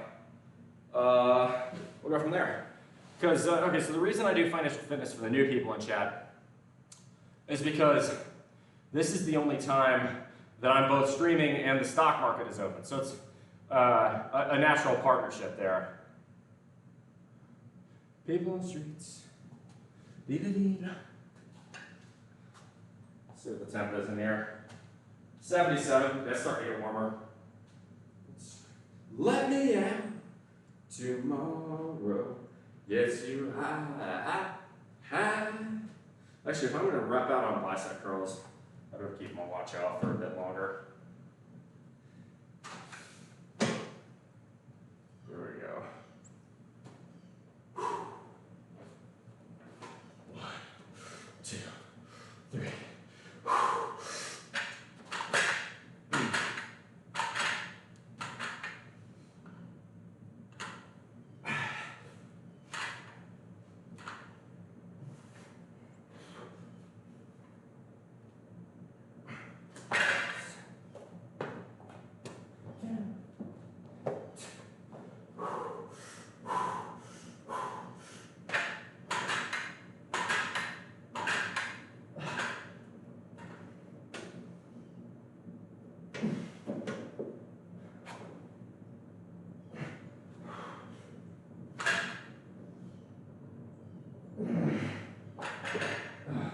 Starting to cheat at the end there.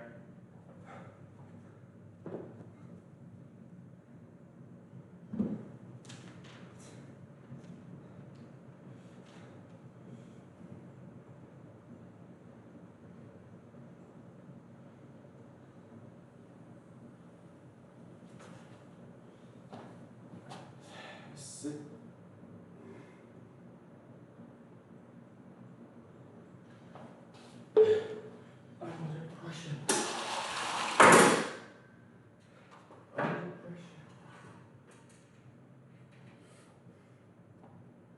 All right. Last set. For this, we're gonna start. This is called the burnout. This entirely just serves to torch the shit out of my biceps. To really get that pump. So, how are you gonna do that? You're gonna start with a set of 50 pounds dumbbells.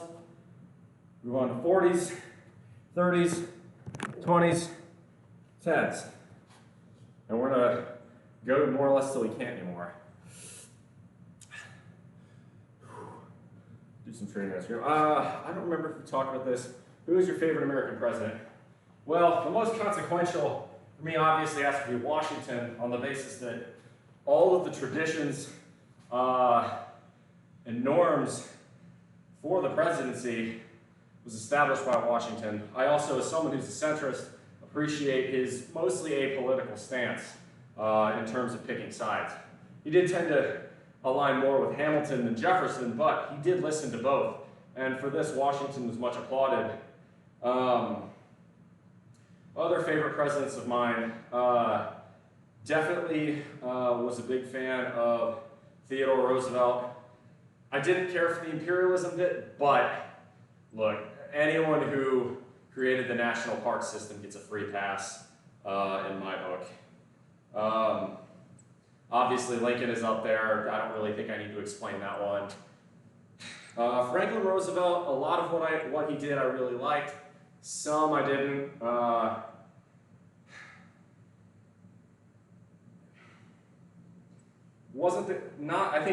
I think Eisenhower and Reagan are a bit overrated. I think Bush the first was a bit underrated. I actually, mostly because he's the only president I would even consider decent in my lifetime. I actually think Bill Clinton did a pretty good job, at least domestically. Internationally, not quite as much, but you know, trying to think of who else. Coolidge wasn't bad, although there were policies that were enacted during the Harding and Coolidge administrators that set Hoover up for failure. People like to down on Hoover as one of the worst presidents of all time, but Hoover did not create the Great Depression. Hoover simply got blamed for it. The worst president, I could definitely give you a list of the worst ones as well. Pierre was a great president, but a horrible person in a lot of ways. Grant was definitely the most masculine. It's either him or Theodore Roosevelt. Here's what I love about Theodore Roosevelt, too. He gets rid of this bullshit argument I hear about how fitness is determined by your genetics. Theodore Roosevelt was a fucking asthmatic who was terminally ill pretty much his entire childhood. He was chronically sick with a variety of different maladies. Instead of accepting that and getting bullied by all of his friends, because it's the early, it's the 1800s, that's just what happened, right? Instead of that, Theodore Roosevelt took out boxing so he could fucking defend himself. That shit is baller as hell. I love Theodore Roosevelt. In terms of philosophically, who I agree the most with, Theodore Roosevelt's a very strong contender. Theodore Roosevelt was manly as shit, and I fucking love it. That's what a man should be right there. Theodore Roosevelt was, he was a Renaissance man too. He didn't just hunt. He didn't just love the great outdoors. He was he had a huge, voracious appetite for reading. He was, gifted speaker. All these sorts of things. I really like Theodore Roosevelt. His adventure days are cool. Grant was also a badass. I will be honest. Grant surrounded himself with not the best of friends in his presidency, but that's a different story. Okay, so as far as worst president, Biden best president for showing us how non-reliant we are on the Fed. I'll be honest, actually, this is a hot take, but I actually think Jerome Powell and the Fed has done a pretty good job. You got to remember, the Federal Reserve cannot control wildly inefficient government spending. All that government spending is highly inflationary, especially when paired with all the tax cuts that still haven't really been repealed from the Trump years. So, right, the Federal Reserve doesn't control that. The Federal Reserve can only move interest rates up and down and do quantitative easing or quantitative tightening to try and compensate for the macroeconomic trends. And while it hasn't been a perfect job, he definitely waited a bit too long to raise rates in 2021. I will give a lot of credit, actually, to Jerome Powell for doing the best he can with a limited toolbox. So that's a hot take. A lot of people love to criticize Jay Powell, but I'm like, what would you have done differently apart from maybe start interest rates going up in 2021 a bit earlier?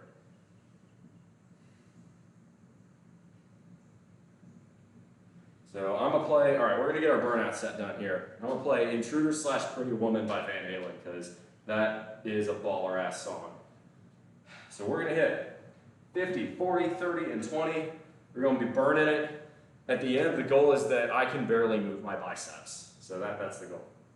All right. You know what? Before I get started on this, I'm going to take one last drink of water. Worst presidents, and I can elaborate on this. Woodrow Wilson, terrible president for a variety of reasons.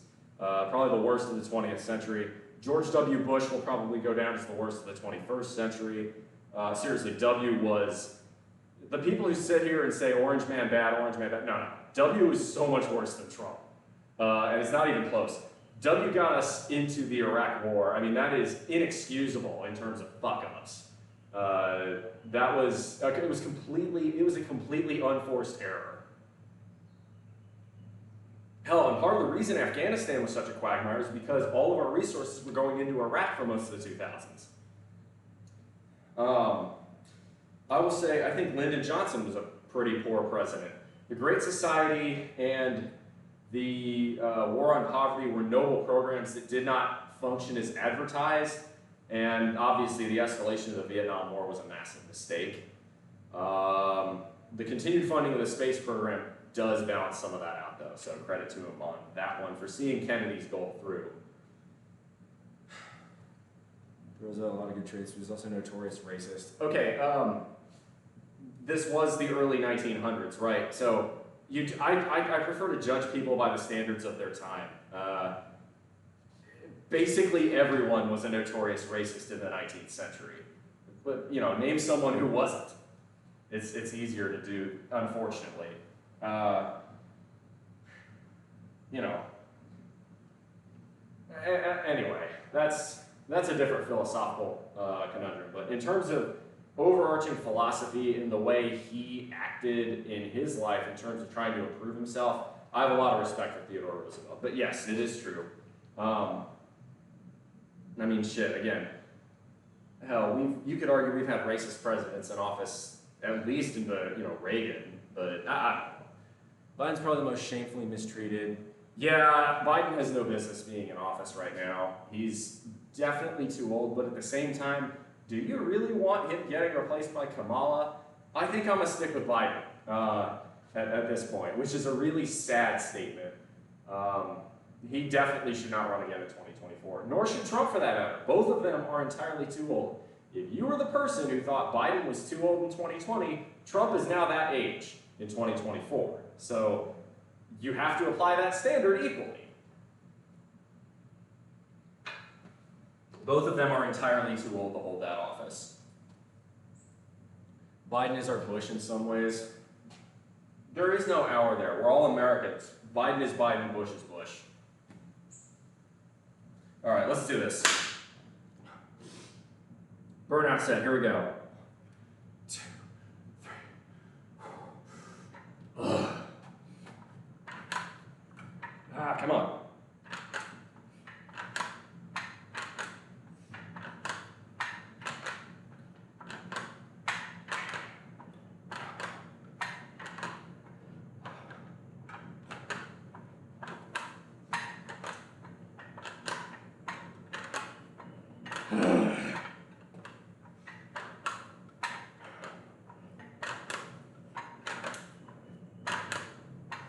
Switch. 40s. Get in there. No, come on.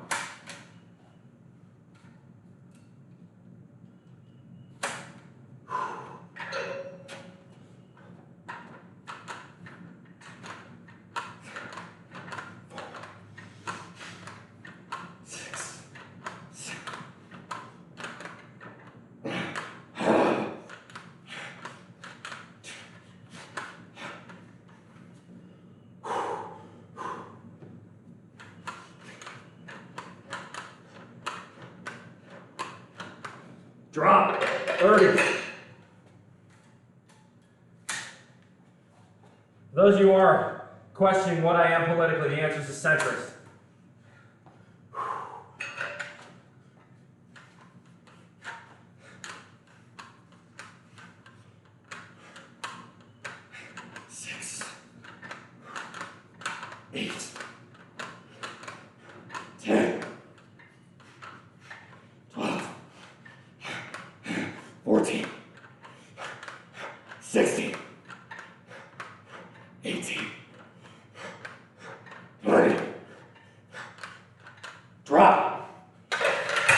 Come on. Sit.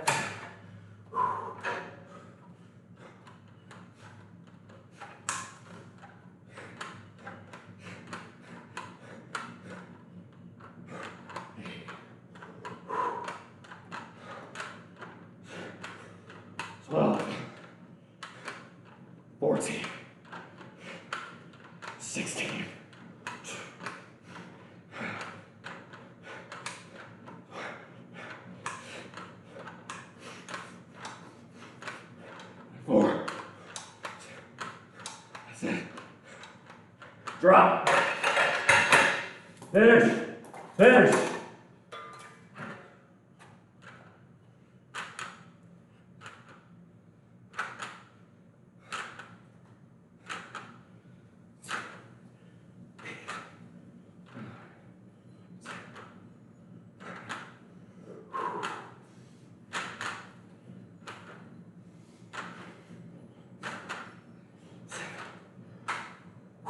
Finish.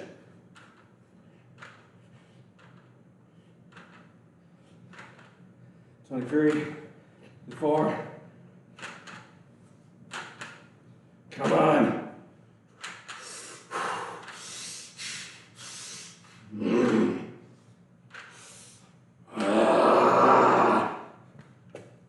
Let's go. Yeah, baby.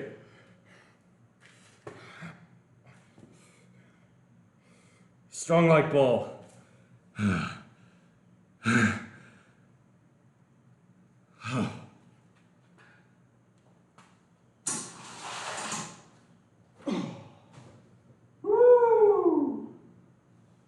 Give me a moment, I'll catch up on chat. Oh, I can't feel my biceps. Let's fucking go! Strong like bull.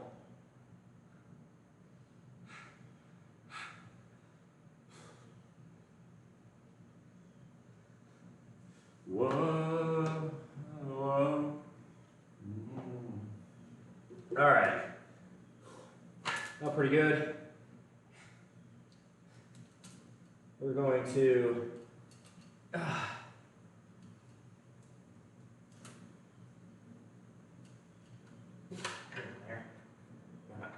re-rack our weights.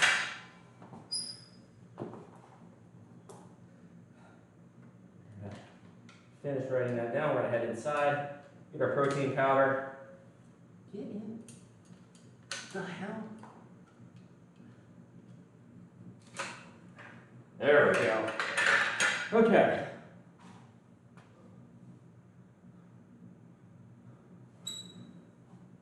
Beyond his brashness, he's very endearing and intelligent.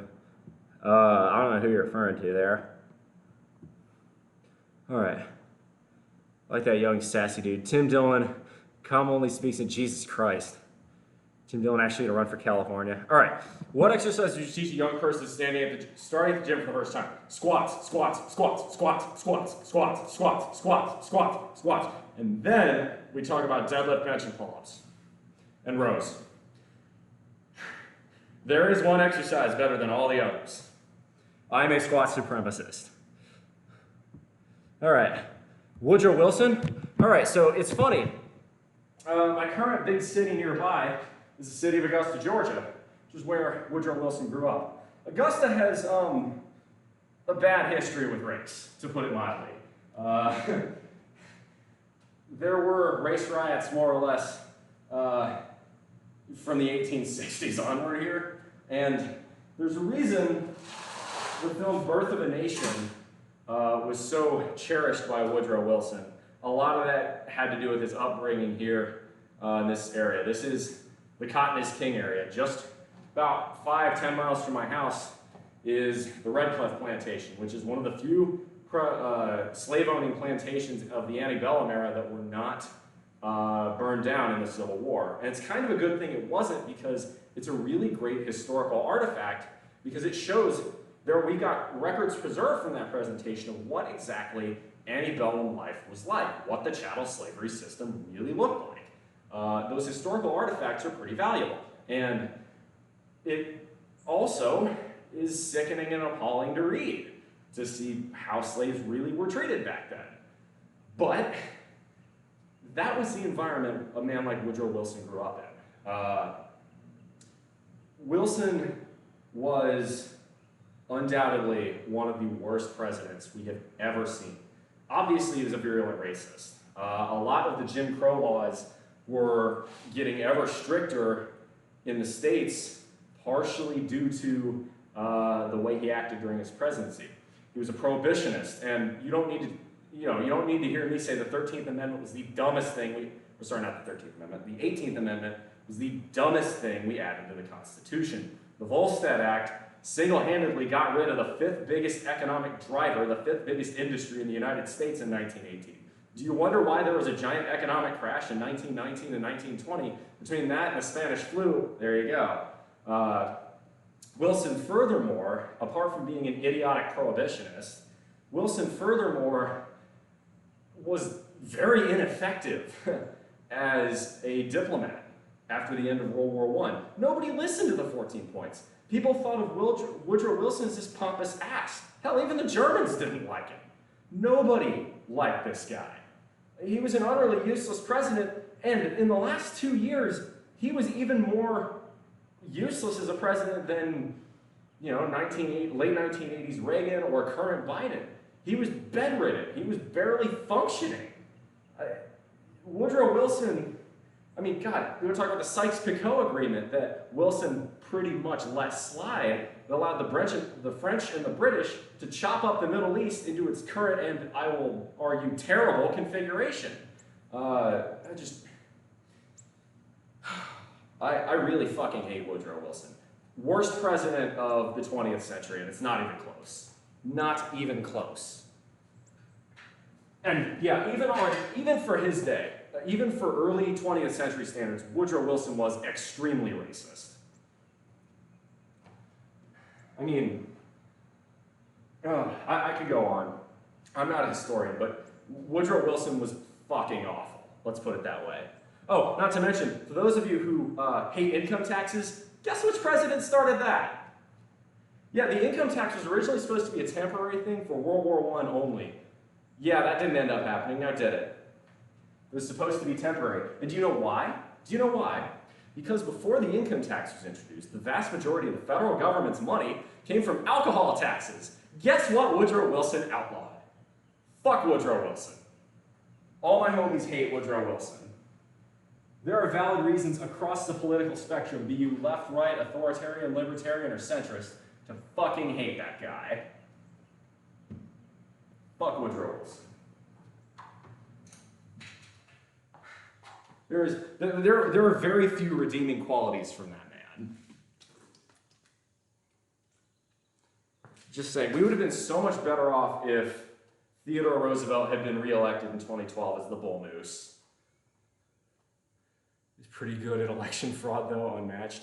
Well, okay, so Woodrow Wilson didn't even win 50% of the vote, right? Taft and Roosevelt split the vote in 2012, so Woodrow Wilson got in with something like 40% of the vote, or like 38% of the vote. So I just don't like Woodrow Wilson. Fuck Woodrow Wilson. Was he a Mason like all the others? I don't believe any of the conspiracies with the Masons. That's nonsense. Anyway, let's head in. We're gonna do handstand push-ups, we're gonna do abs, I'm gonna knock down some protein, and we're gonna do our Q&A. Thoughts on Project 2025? What's Project 2025? I don't know what that is. Also, Moose Strauss, good to see you. No, the most fraudulent election in the US history was the presidential election of 1876. Go look up how that went down and why Reconstruction ended in that year. Sounds like Mason talk. I'm not a Mason, I'm a Catholic. Who are your celebrity crushes? I don't really pay much attention to celebrities, but I will say the ex-goaltender for the Washington Capitals, Braden Holtby, yes please. As far as female, I really don't pay much attention to celebrities. I couldn't really even list you any female ones. I'm a Sagittarius. Ha, that's funny. That's actually one of the smaller reasons I renamed a muscle ball. I am actually a Taurus. I don't pay much attention to astrology, but it's kind of a nice little fun cherry on the sundae. Their imagery is all over their temple. It's funny how much the Mormons stole from the Masons.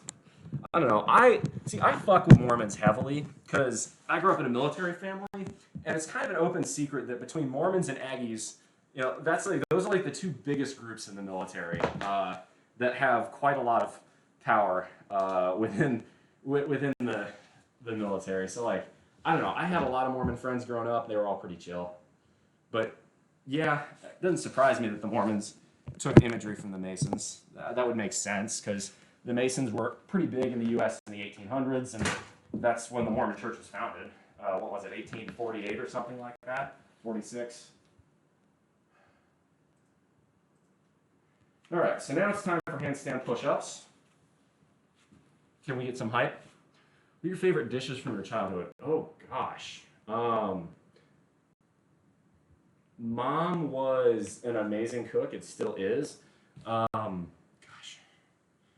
She made a pretty good carbonara. She was really good at making a Japanese curry. I've kind of gotten good at that, too. Every so often, she'd make a pretty baller vindaloo as well. Because we lived overseas, my mom kind of had to make do with whatever the commissary had, which oftentimes was more local stuff. So she was pretty good at making just about anything. Mormons are cool in general. I get that there are a lot of people. I actually met a coworker who describes himself as ex-Mormon. There are definitely some issues with if you lose your faith, you can get socially ostracized pretty bad. But I mean, you can criticize the Mormons for that. But I mean, hell, if I were to leave the Catholic Church, it would certainly cause some issues in the family. So I get it. What are your other favorite dishes from my childhood?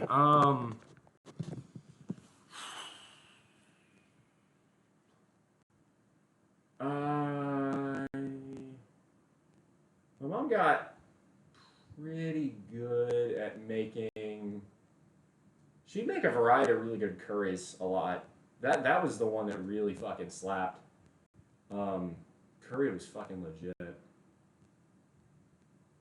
She was really good at making curries, which is weird because I'm very clearly white. But she picked it up. Oh, and she was pretty good with Mexican too because we lived in San Angelo, Texas for 2 years, and so my mom ended up getting tips and pointers in the grocery stores from the little Mexican lady. She'd watch them, ask them like, okay, so how do you know which of the jalapeno peppers is spicy? They'd tell her, and like she'd learn tips like that. I'm ex-Mormon. Hey, look, you are free to believe in whatever you want to believe. I know a lot of people, have issues with really any branch of church. I'm a Catholic. I don't run from the fact that my church has had a truly disgusting pedophilia scandal over the last 20 years, 30 years, 40 years. And the church needs to do more to rectify the wrongs it made. It's a systemic issue. But at the same time, there's a lot of good that comes from the Catholic Church. My mom in particular, when we lost my dad, the church was there for her in her time of isolation and grief in a way that because of the pandemic and the fact that I was across the country and so were my brothers, we couldn't be. So I'm very grateful for that. And I really do think religion's what you make of it. You can be a religious person and be extremely moral and be very upstanding and have your faith be a key part of why you're upstanding and moral. However, I'm not one of these people that believes you must be a person of faith to be a good person. I think that's bullshit. How good a person you are is entirely defined on your actions. And I've seen atheists that are better people than Christians. I've seen Christians that are better people than atheists. You can't paint with such a broad brush. And to do so, to paint people's morality based on their faith alone is quite ignorant, I think. Hey, Moostras. Yeah, it's good to see you again. Welcome back. All right, so let's do some handstand push-ups, and we're going to get going from there. By the way, if we hit 50 people in chat, let me know. I'll do the splits. All right, handstand push-ups. 2, 3, up.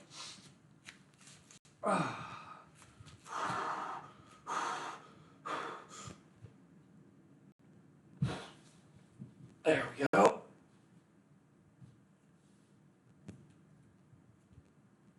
That'll do.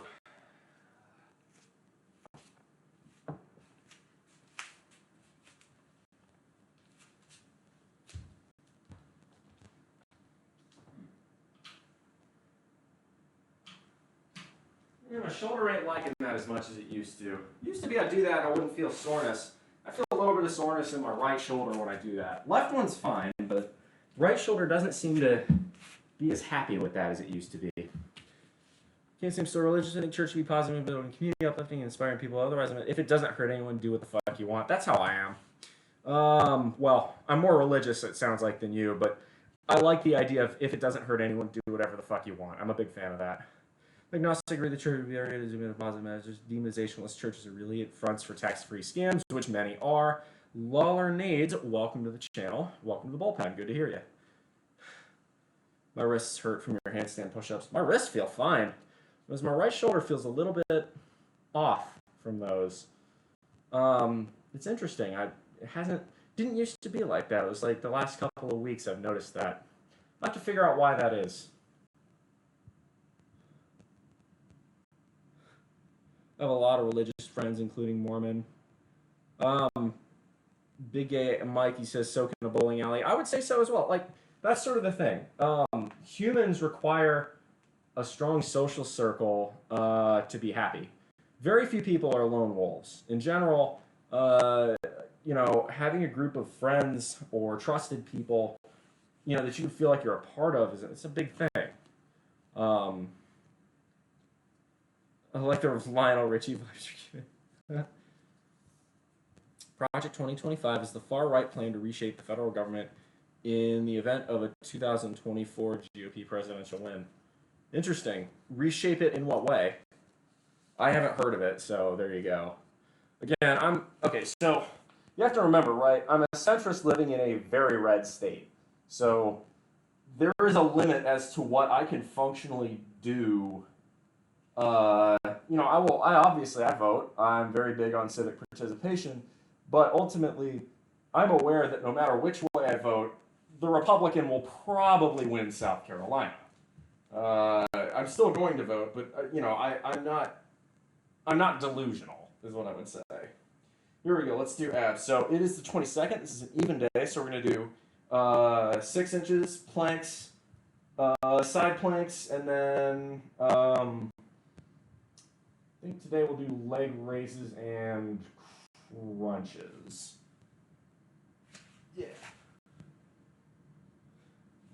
Hey, Phoenix System. Hey, this week and this week only, hook 'em horns. Y'all playing Baylor? It's Baylor Hate Week. Fuck Baylor.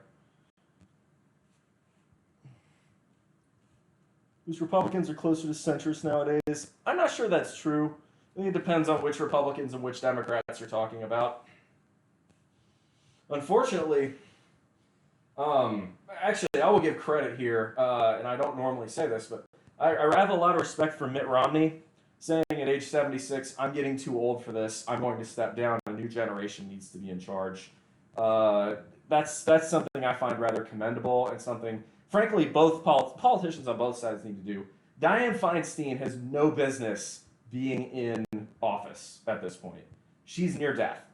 Mitch McConnell probably is in the same boat. Maybe not quite as old, but Mitch McConnell is having serious health issues now. He's 81 years old. It's too old.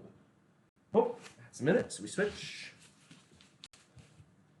If we don't win Baylor, I'm going to be so pissed. Me too. This is the one week a year I actually root for Texas. I do that on ethical grounds. Not because I have some deep burnt orange love in my heart. Because you know full well I do not.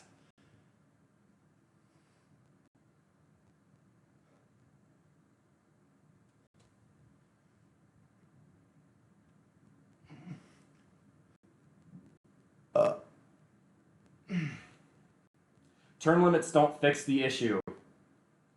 People voting fixes the issue. If you don't like who is being elected, you need to vote American civic participation rates are abysmal these days.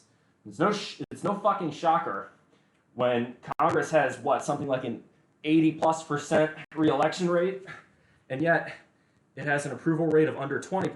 Well, why is that? It's because civic participation rates are really low, so the people who disapprove never end up actually voting.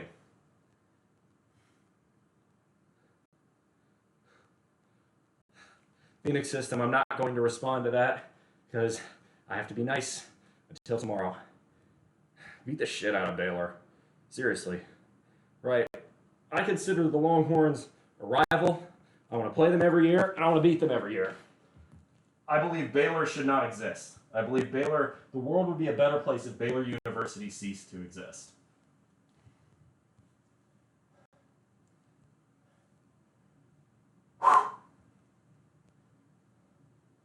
A&M plays Auburn this weekend. I'm going to try my best to ignore it. Because all A&M football does is put me in a bad mood. Makes me do things that are not ideal. Raises my stress levels. Makes me more prone to drinking. There's no benefit to it.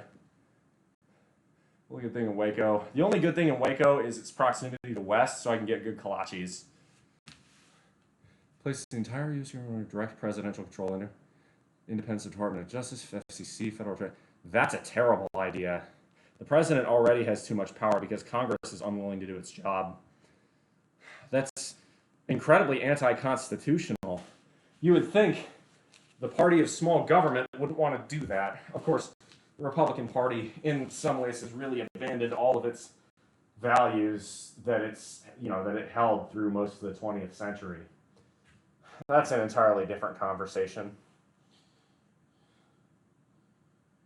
A burger joint called Health Camp. That sounds pretty funny. Supreme Court needs some oversight. From who? This bitch, they don't fucking vote. It's true. So that's the thing. The Supreme Court, after the Clarence Thomas scandals with donors and whatnot, I can make an argument for that oversight. But the question is, practically speaking, what does that look like? That's exactly. I'm in your same boat there, Mikey. Like what mechanism do you put in place to ensure that sort of oversight? How does that work? That said, of course, though there is some corruption in the Supreme Court right now, very clearly, it's nothing compared to the old Taney courts or some of the courts of the 1800s. So it is important to keep a good historical perspective on that. I still think, at the end of the day, that things are getting better. It's very easy to get absorbed into the day-to-day stuff that drags one down. But it's important to recognize positive things happening when they do happen. All right, let's start with the leg raises. Constitution, is there oversight? The Constitution doesn't really have much in the document for Supreme Court oversight. It simply states that, between that and the Bill of Rights, really just kind of states the Supreme Court is designed to be the interpreter of the law. I mean, hell, a lot of Supreme Court power draws from Marshall versus Madison, a lot of the earlier cases of the 1900s that give the power to the Supreme Court. The Constitution, in and of itself, is quite limited on what it prescribes the Supreme Court to be able to do.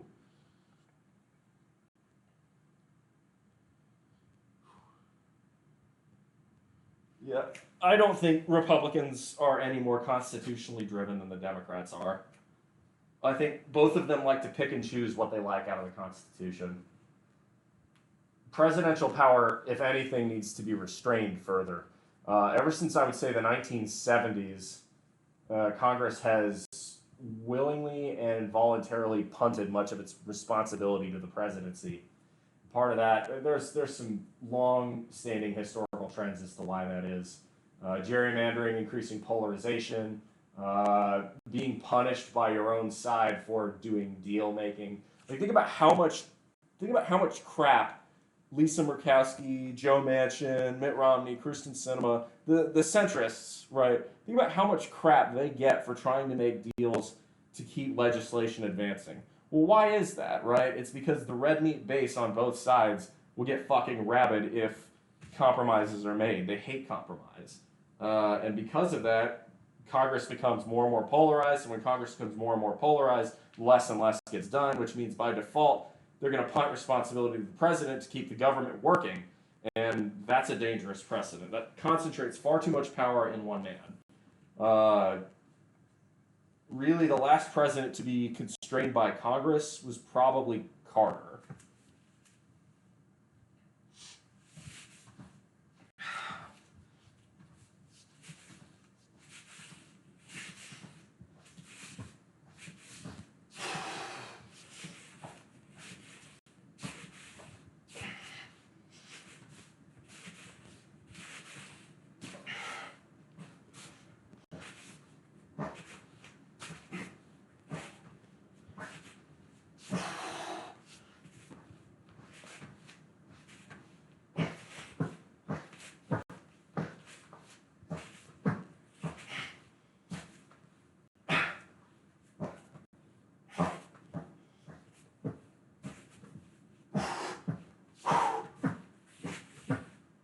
I got 18 more. Fuck. That's hard.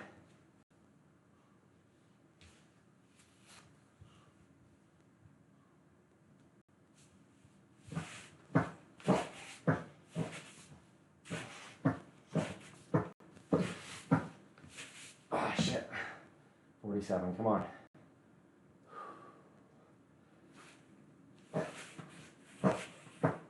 Come on. 50.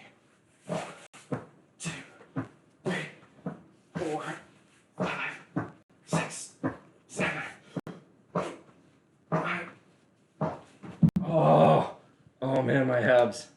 Woo! We're on fire. Some value to gridlock. I disagree with that. Because now, as a function of gridlock, because the government stops, risks getting shot down all the time, we risk hitting debt ceilings all the time. We have these big pork-laden cromnibus bills and omnibus bills that end up, it ends up kind of hamstringing the various agencies because they don't know what kind of funding they're going to get. It's not smart. Special interests have too much influence over politics now.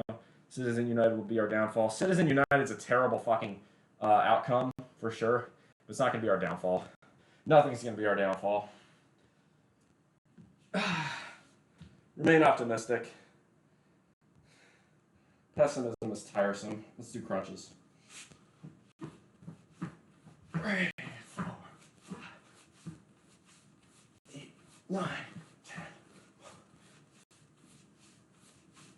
5, 6, 7, 20.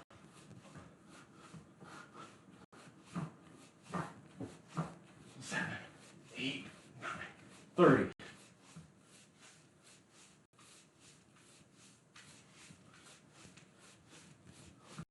40.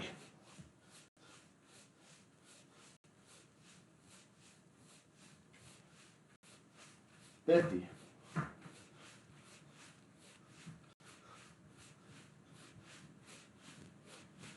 60. America makes plenty of progress under gridlock. It's debatable. Anywho. We're now done our abs. And we are done our handstand push-ups. So I'm going to come up here. Put y'all there. Off this light. Turn on. Stand by. Wait for it. Patience. Pew.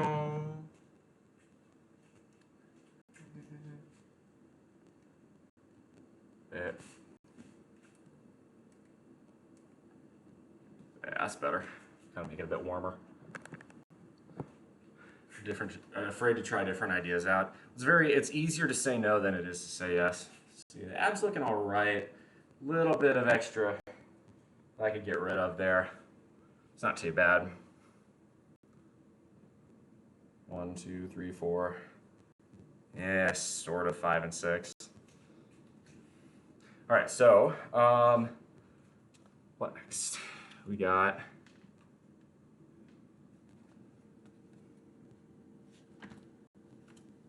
protein, we're going to have 380, 64, 7, 18, 5.5. Not sure what 5.5 is in reference to, but all right. Let me check Stream Manager real quick. There we go. So that way I can kind of see the conversation a little bit easier. There we go. Culture that thrives on risk taking. We don't take many risks with our politics. 5.5, the total of the abs. I'd call it 4, really. But, you know, it's good enough. Definitely wish it were a bit better, but I just need to eat better for that to happen. What I'm liking, though, is you see the lat spread here. Turn around.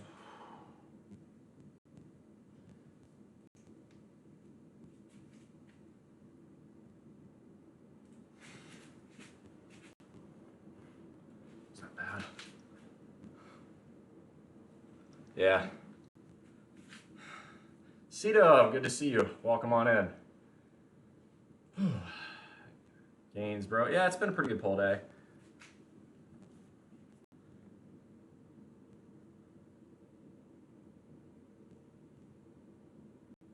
There we go. Biceps do be popping. Sorry, I'm new. Cold Beekeeper, welcome on in. Am I a Republican or a Democrat? So, I'm a centrist. Because I live in a very red state, in particular, I live in South Carolina, and because due to Jim Clyburn's support of Biden in the 2020 election, South Carolina has now become the first state in the union to hold their Democratic primaries. As a result, I've chosen to register Democrat because I can then vote for, my vote in South Carolina as a Democrat holds more power than it does as a Republican, because it allows me to vote in the primaries and help decide who the candidate for 2024 might be. So for that reason, I'm a centrist. I will very often switch party, but for purely tactical reasons, I am a registered Democrat within the state of South Carolina. Taylor Jade, good to see you. Been a minute. Cold Beekeeper, welcome on in. We got a few people popping in chat. So what I'm going to go do now is grab my protein powder. See, exactly, big gay, like, Mikey, you're a registered Republican in Utah, and the reason being I'm pretty sure that the Democratic Party doesn't really win anything in Utah, and therefore it's better to vote for the, you know, the candidate within the Republican Party that's closest to your values. Interesting first question. We talk about everything on this server, or on this stream. I'm very open about talking about anything. But yeah, South Carolina is deep red, but because we are now the first state for the Democratic primaries in 2024, I have a tactical incentive to be a registered Democrat, so that is why I am one. I've actually told a lot of my conservative friends around here that, they've always asked me, it's like, so why are you a registered Democrat? I explain that to them, they're like, you know, that's actually pretty clever. That makes sense, right? I like to, so the primaries matter a lot, especially if you live in a state like Iowa or New Hampshire, now South Carolina, gives you outsized influence on who the actual candidate will be before the election. So that's a heavy incentive to pick a party and try and sway that. I believe Iowa is still the #1 state for Republicans. So if you're an Iowa voter and you care about influencing who the actual candidates will be, become a Republican. If you're in South Carolina, become a Democrat. So we can blame you for Biden then. I mean, funny. If you live in Texas, that vote is going one way. It's important to vote regardless, because even if, you know, your candidate doesn't win, it's civic. You've got to have the civic participation, right? It's as simple as that. I do think it's quite funny how Texas in particular works. So what'll happen in Texas is every so often you get some dipshit article in the New York Times saying, "Oh, is the blue wave going to finally overtake Texas?" And every time the media hypes that up, all the rural, you got to remember, Texas has, even for America, an extremely low voter participation rate. So all the rural Republicans in the backwoods who don't feel the need to vote because, you know, it's almost assured that it will remain a red state, when the media goes on that, that hyping up a blue wave in Texas nonsense, all of the when the media hypes up that kind of nonsense, all the Republicans in the backwoods of Texas say, "Huh, well, I guess I got to show up to the polls this year," and then Texas inevitably goes red. So that one's quite funny to me. That one's quite funny. Can't tell me Biden has done an amazing job. Biden has been a below average president, but there are things he's done that I've actually liked. I mean, for one thing, from a foreign policy perspective, the Ukraine war has been expensive, but in doing so, the way we have supported Ukraine has put the ice on China going to invade Taiwan. I'm convinced that the Chinese have viewed this as the Ukraine war as a sort of test grounds for what might happen if they try to go into Taiwan. And it's backfired tremendously on the Russians. Now, I think Ukraine and Zelensky's demands are a bit ridiculous. I don't think they're ever going to get Crimea back. And the grounds for Crimea being Ukrainian are about as equivalent to the grounds for it being Russian. So, from a practical standpoint, if I'm Zelensky, I think I trade off the regions that were more ethnically Russian to begin with for a more national identity, Eastern European sort of mindset that allows you to, if you ditch those regions that were kind of a thorn in Ukraine's backside politically for years and years and years, you do that, you got a much more consolidated national identity now, and you've probably got a much better shot of what really matters for Ukraine, which is joining the EU and to a lesser extent NATO. Solace, good to see you. It backfired on the Russians so hard. Oh, the Russians, I like the way John McCain talked about the Russians. The Russians have the economy of a gas station. The Russian economy is basically a giant gas station and mineral extraction point for the Chinese now. Isn't Ukraine holding an American reporter hostage I don't know. I don't know if I'm interested in knowing what your morality is if you're religious at all. So I'm Catholic, cold beekeeper. But I don't believe in the idea that you must be religious to be a moral person. I think morality is how you act towards others. Do you follow the golden rule? Do you love your neighbor? Do you show kindness? Do you show forgiveness? Do you show compassion? If you show those items, are you generous? Are you prudent? Are you a reliable person? These are, to me, that's morality more than what some religious diktat might claim. I am a Catholic for what it's worth. I don't know why they thought they were going to want to go for him wanting their country for sure. I mean, there are risks if you're a journalist, there are risks of you getting deported or captured by a government. If you go over, you got to know the risks of that. What we shouldn't do is offer massive concessions to get one reporter back. That's what we did with Brittany Griner, and frankly, it was stupid. No, that was dumb. That was really dumb. I'm going to get a little bit of protein powder, but today, if you will note,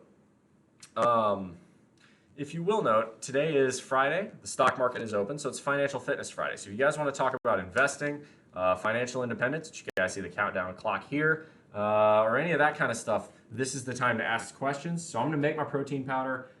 Fill up the chat with questions. I'm going to run through them. All right? Be right back, y'all.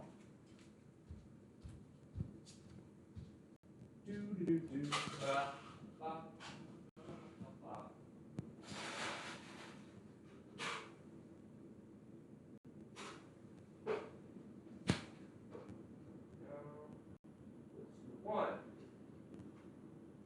two, three, and four.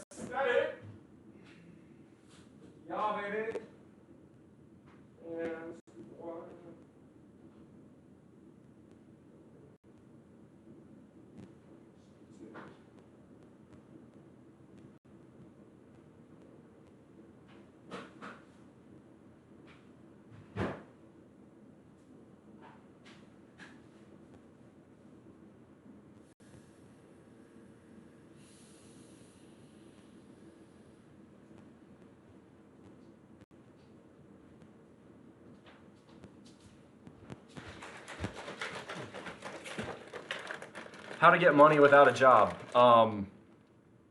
That's not how the world works. Get a job.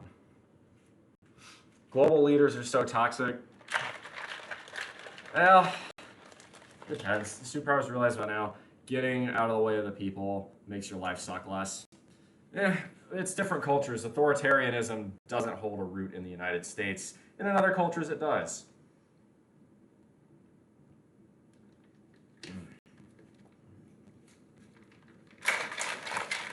I have a job. How are you guys doing? Doing pretty well. Thanks for the first time chatting, Novaldi. Welcome to the bullpen.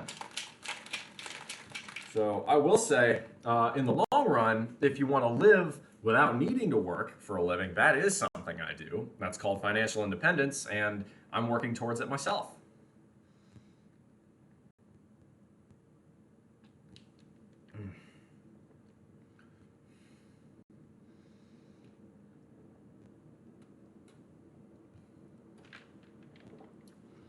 That's absolutely right, though. Funny, I'm a Catholic too. I'm a hardcore conservative in Texas. You being Catholic does have, hey, baller, gig 'em. I'm originally from, I guess I'd call myself a Texan. I've lived there longer than anywhere else. But you being Catholic, does that have any influence on how you vote and who you vote for? Not particularly. I vote based on values. I don't necessarily vote based on religion. I will happily vote for, a Protestant or an agnostic or an atheist if their values are more aligned with mine than a Catholic whose values are not aligned with mine.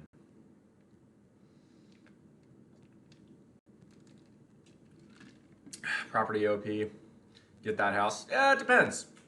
Right now with interest rates, you can make the argument that renting makes more sense in the short term until interest rates come down to buy. You could also argue the converse. You could say, well, when interest rates come down, prices will go up even further. It really depends on how you feel. Property is also, yes, location, location, location. Here in the deep south, it makes a lot more sense to buy because housing is cheap. If you live in a place like Hawaii, California, New York, now it's a different question. Property taxes are much higher, maintenance will be a more expensive proposition, and it's going to take a lot more money to buy it up front. With interest rates as high as they are, you're borrowing a lot more money at a much higher cost. Now the question is it still worth it? I mean, would you sway your vote on issues such as abortion? So, I have had people tell me it makes me a bad Catholic, but I could not give a single solitary fuck about the abortion issue. I've heard both arguments, pro-life and pro-choice, and I just don't care. I'm sorry, I'm male. I'm not looking to start a family this very moment. It's an issue that does not affect me, and as such, abortion has virtually no sway on who I vote for. I care much more about the economy, the environment, and foreign policy. I don't give a shit about abortion. I like most identity politics, I don't give a shit about. They're non-substantive issues. And hell, at the federal level, abortion doesn't even really matter that much. Abortion is, these days, more a state-by-state issue.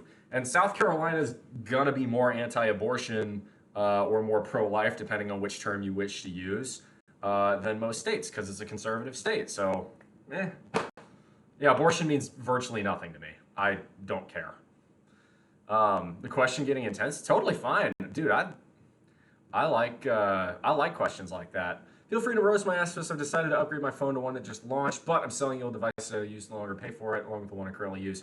I bought a $150 Motorola that was refurbed, and it's worked great for me. So once again, I am all about that financial optimization game. I'm very conservative with my own personal finances, and I strongly recommend doing the same. I actually agree with you. Just thinking about myself, not care about abortion. Again, if you have opinions on an issue, you are entitled to those opinions. That's the great thing about this country. You can have strong feeling opinions, or you can choose not to give a fuck about something. It's the best part about America. Yeah. No, that's the fun one. I've been asked that. So I've been asked that both around in my local area, which is, as you'd expect, a very conservative pro-life area. To give you guys a little point of reference, I have a town of 1,800 people. I live in a town of 1,800 people, and there are 8 churches here. 7 of them are Southern Baptist. You can guess what the politics are. So there you go. The 8th one, by the way, I believe is Methodist, so it's not even. I have to go all the way to Augusta to get to a Catholic church.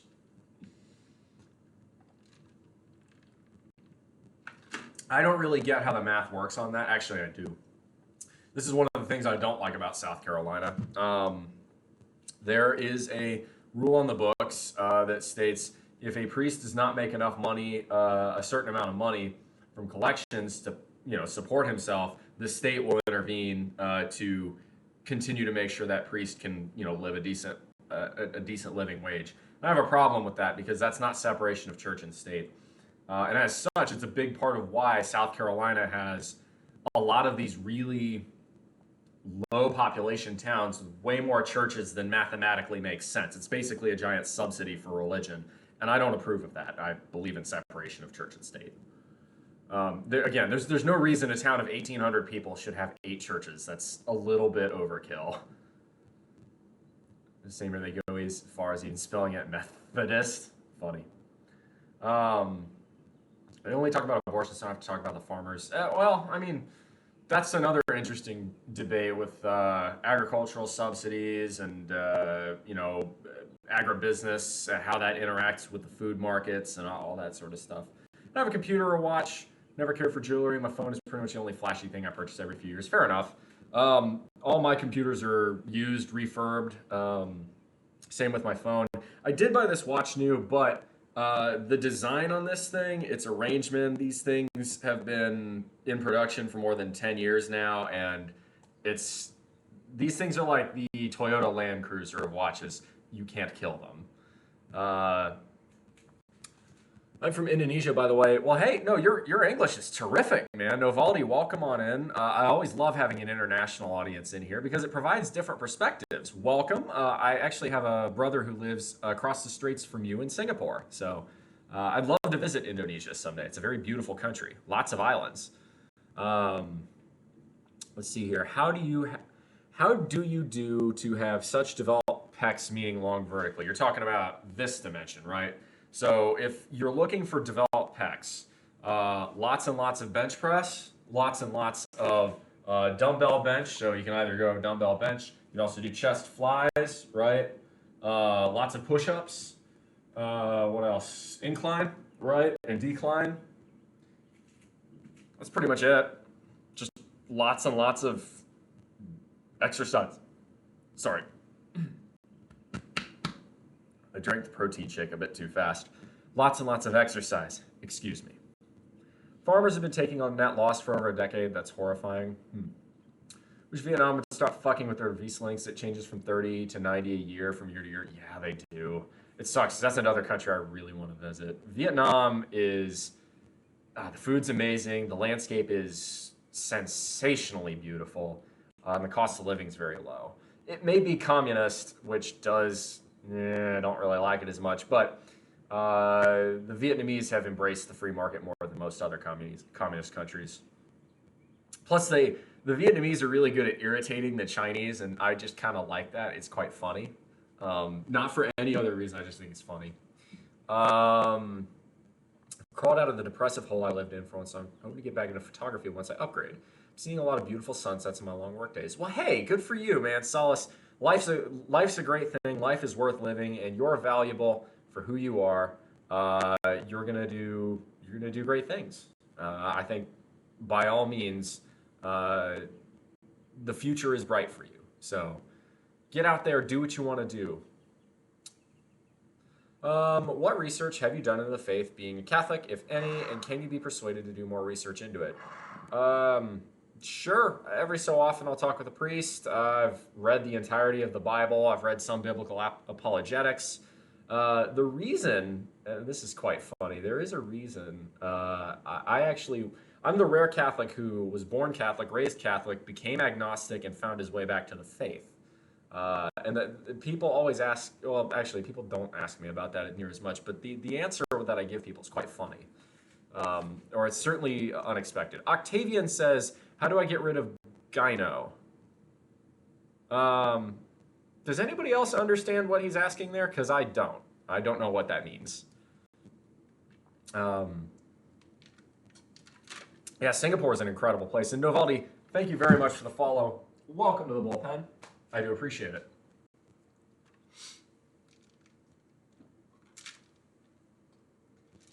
I need to get a little bit more water.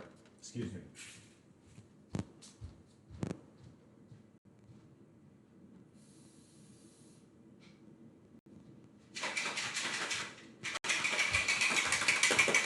There we go. Wait, sounds like a loan journey to become asking. Wait, who is? Oh, gyno equals man boobs. Okay. Well, the first thing you're going to want to do is improve your diet, right? If you've got big old man titties, it probably means you're carrying more body fat on you than you should. So you want to find out what kind of calories you burn per day, run a calorie deficit between about 400 and 1,000 calories per day, depending on how much you've got to lose. And then you're going to want to start lifting. If you build muscle mass here, you're not going to have, it's going to look a lot more proportional in terms of fat. Gyno is gynecomastia, man boobs. Also have your hormones checked. Spot reduction doesn't work. This is true. Talio is correct. Again, my guess is if you have a lot of, if you're carrying a lot of fat here, you're probably carrying fat elsewhere on your body. Now, if you're carrying fat specifically in your chest, but you've got like defined abs, hockey legs, that sort of thing, you know, bicep muscles that are really visible, but it's just like you happen to be carrying fat on your chest, talk to a doctor because I've never heard of that. If it's that may be a hormone thing. Yeah, but I don't think it's that. I would be very surprised if it was. It's certainly rare.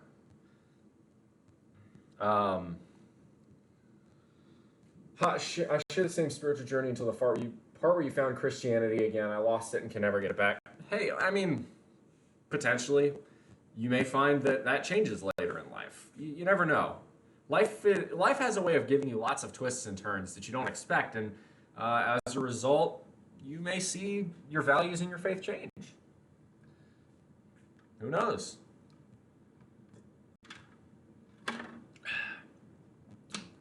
Octavian. That's true. Steroids can screw with your hormones. I'm natty because I have to be. There's not really, due to my day job, I get tested, so there's not really any drugs of that nature that I can do. I also, for the same reason, cannot use cannabis. Flex off the abs a little bit, not bad. Ooh, hold up. Look at that. You see the vein there? Just going away a little bit.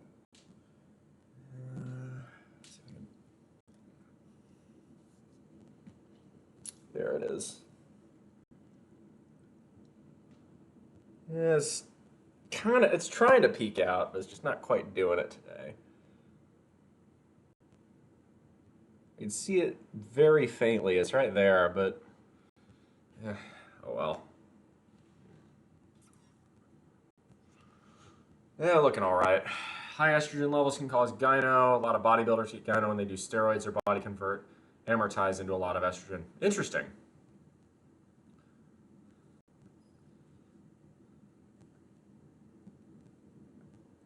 So let's take a look at the stock market because it is Financial Fitness Friday, and we'll go from there.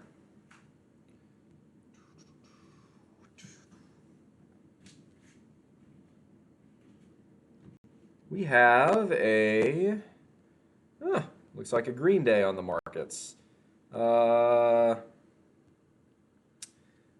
S&P is slightly up. NASDAQ is up a little bit more, so good day for your tech stocks. And the Dow is slightly up as well. Yeah, S&P's come down back into the 4,300s. So over the last month or so, 2 months really we kind of peaked in July. The markets have corrected a bit just because inflation has moderated. It's not continued coming down. So inflation last year about this time was somewhere right 6, 7, 8%. Now it's down to about between 3 and 4%. So it's getting better, but the Federal Reserve wants to get it back down to 2%. It is attempted to do this, right? And the closer it gets to 2%, the smaller the rate changes are going to be and the more cautious it's going to be. So in doing the rate increases, it's slowed down on what they are. I think the Fed hasn't raised rates for several months now, and as such, the market's kind of adjusting to that. But 4,300 is still far and away quite a lot higher than it was. I think it's 4,350 right now for the S&P. It's quite a lot higher than it was at the end of 2022. So year to date, my portfolio is doing pretty well. When it comes to investing, I'm mostly bogle-headed. That is, I go for large, broad-based, low-cost index funds, and then I have my play money, for investing in things I think are good. Things like VTI, VDE, if you like oil and gas, that's a good one for me. I believe oil and gas is going to get back over $100 a barrel. I'm quite excited for that, actually. High oil prices are good. We want high oil prices. Nice chest and arm throw. Thank you. Frankly, all in all, I'm still up like 7.5% from last year. Well, that's good.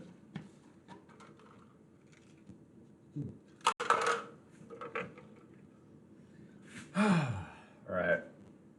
I'm still scared to invest. Why? I mean, inflation's going to rob you of your money at a 3 to 4% clip every year, so you got to do something with it. If you wish to use CDs, you could do that, but that's not going to give you the same returns in the long run. Historically, since the late 1800s, the S&P 500 has returned roughly 7% a year after inflation.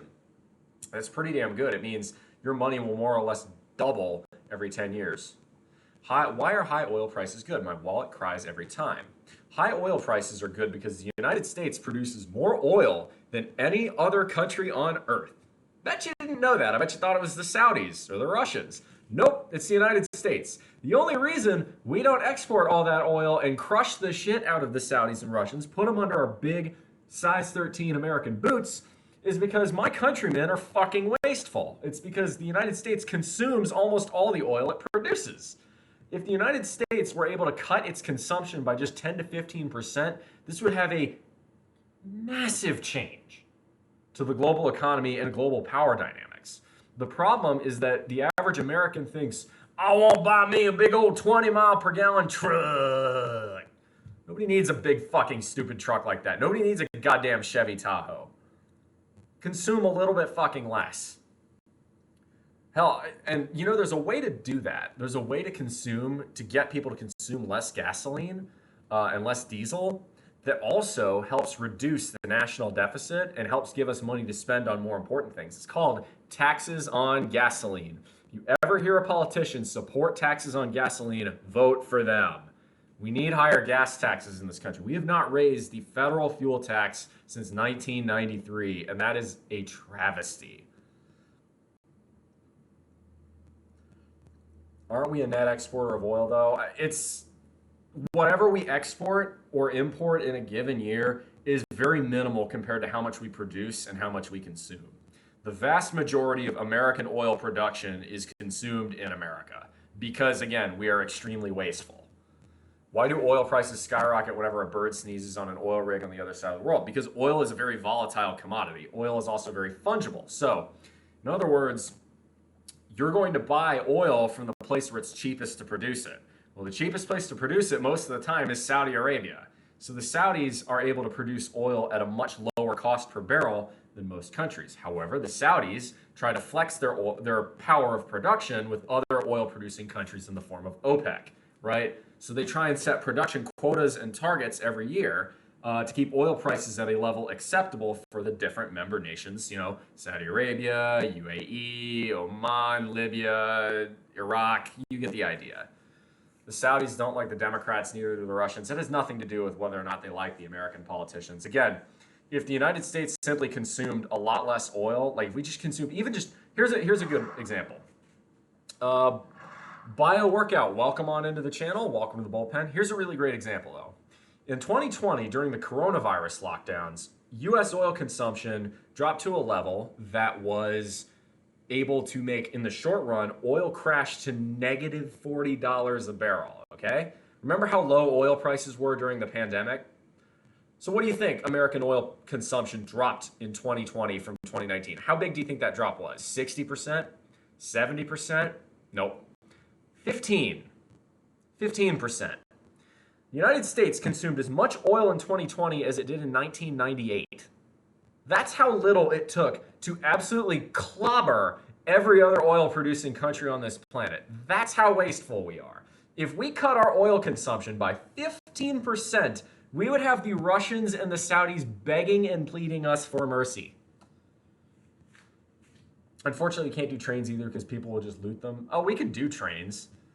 We just choose not to. We have a horrendous civil engineering code in this country. Not to mention, we funded and artificially subsidized the highways to the extreme since mostly the end of World War II, including the Interstate Highways Act of 1956 and its consequences, which have been a disaster for American society. Also, companies won't pass by any single chance to earn more. We do that if banks and property holders would let us work from home. That's another one. Working from home's fucking brilliant. We should do more of it. I don't get this idea that we need to return to the office. It's dumb. It's inefficient and it's wasteful. Not to mention, think about how we could use all of that office space to reduce these massive housing crises in the downtown cities. The other one we need to do to address that is stop with this single family exclusive only housing zoning laws. It just doesn't make sense. Take the city of San Jose, for instance, one of the most expensive retail markets in the United States. Something like 90% of all residential land usage in the city of San Jose is single-family exclusive zoning. How fucking insane is that?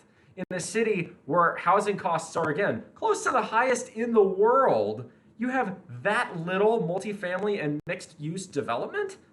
What the hell? If I don't, I would recommend looking up a priest in the order FSSP, stands for the Fraternity of the Society of St.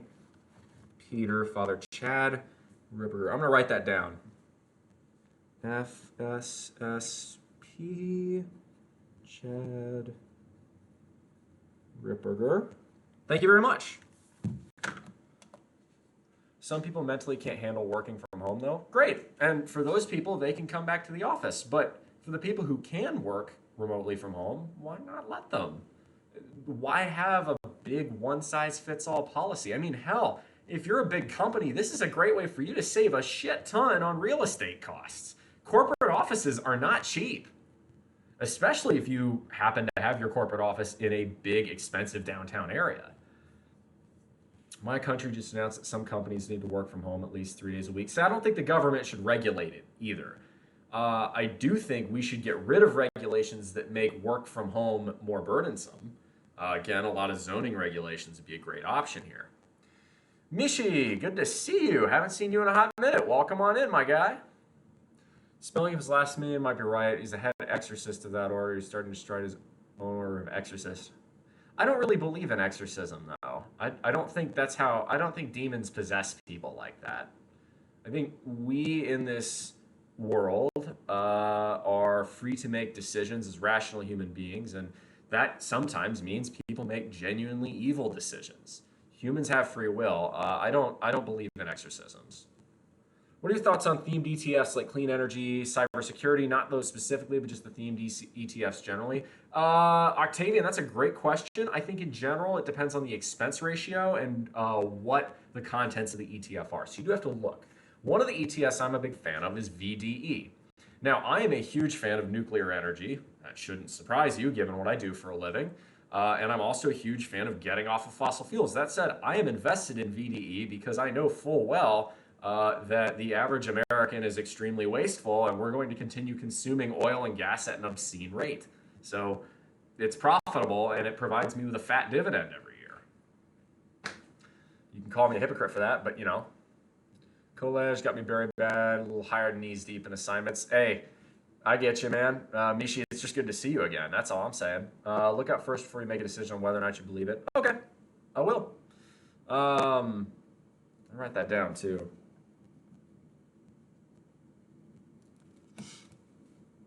There's a lot of benefit with nuclear energy. Tell me about it, fam. I think some of y'all who are new in here don't know what I do for a living. If you're curious, ask. Same thing with how I'm going to be able to be financially independent before I turn 30. That's kind of what I do in specific. So I actually do like themed ETFs, provided the costs are low. It allows you to invest in things you believe in, things you think will do better than the average market share. For instance, pharmaceuticals or, alternative energy, even ESG type stuff if you're into ESG. Cold Beekeeper, thank you very much for the follow. I do appreciate that. If there is a fee, so now, okay, every good ETF is going to have some level of expense ratio. Even the cheapest ones like VTI, which is the S&P 500 index tracker, is going to have a 0.02% for Vanguard anyway, expense ratio. And that's perfectly fine. That's more or less, it's a rounding error. It's 2 out of every $10,000. I don't care about that. Want to keep yourself hydrated. All right, I will go. Fees will eat your lunch. Now there's a very big difference between 0.02% and 1%. That's a magnitude of 50 there. So you got to look. I say in general, you find ETFs that are below 0.1% expense fees. Those are better in general. What is your ancestry? I'm gonna get a little water and then I'll answer that. Excuse me.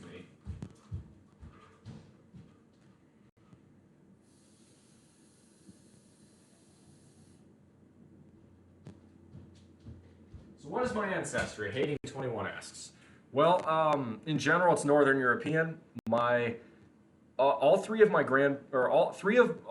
my parents are American. 3 of my 4 grandparents were born in the United States. The 4th one immigrated from what is now Poland, but was then Germany, so it's Prussian descent there. My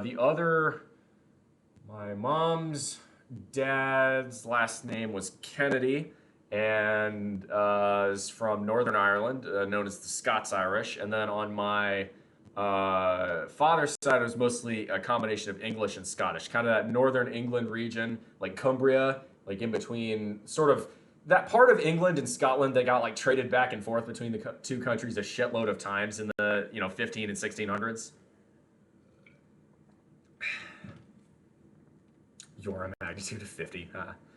Speaking of 50, if we hit 50 viewers in chat, let me know. I'll do the splits. The AI HFT will short you. I've thought, all right, Solace, is good to see you. Appreciate it. You have a good day. I believe AI is going to be a pretty big factor in the years to come, but I think most of the big companies that are already part of the S&P 500 are going to take advantage of AI. And as such, I don't feel the specific need to invest in AI-focused funds.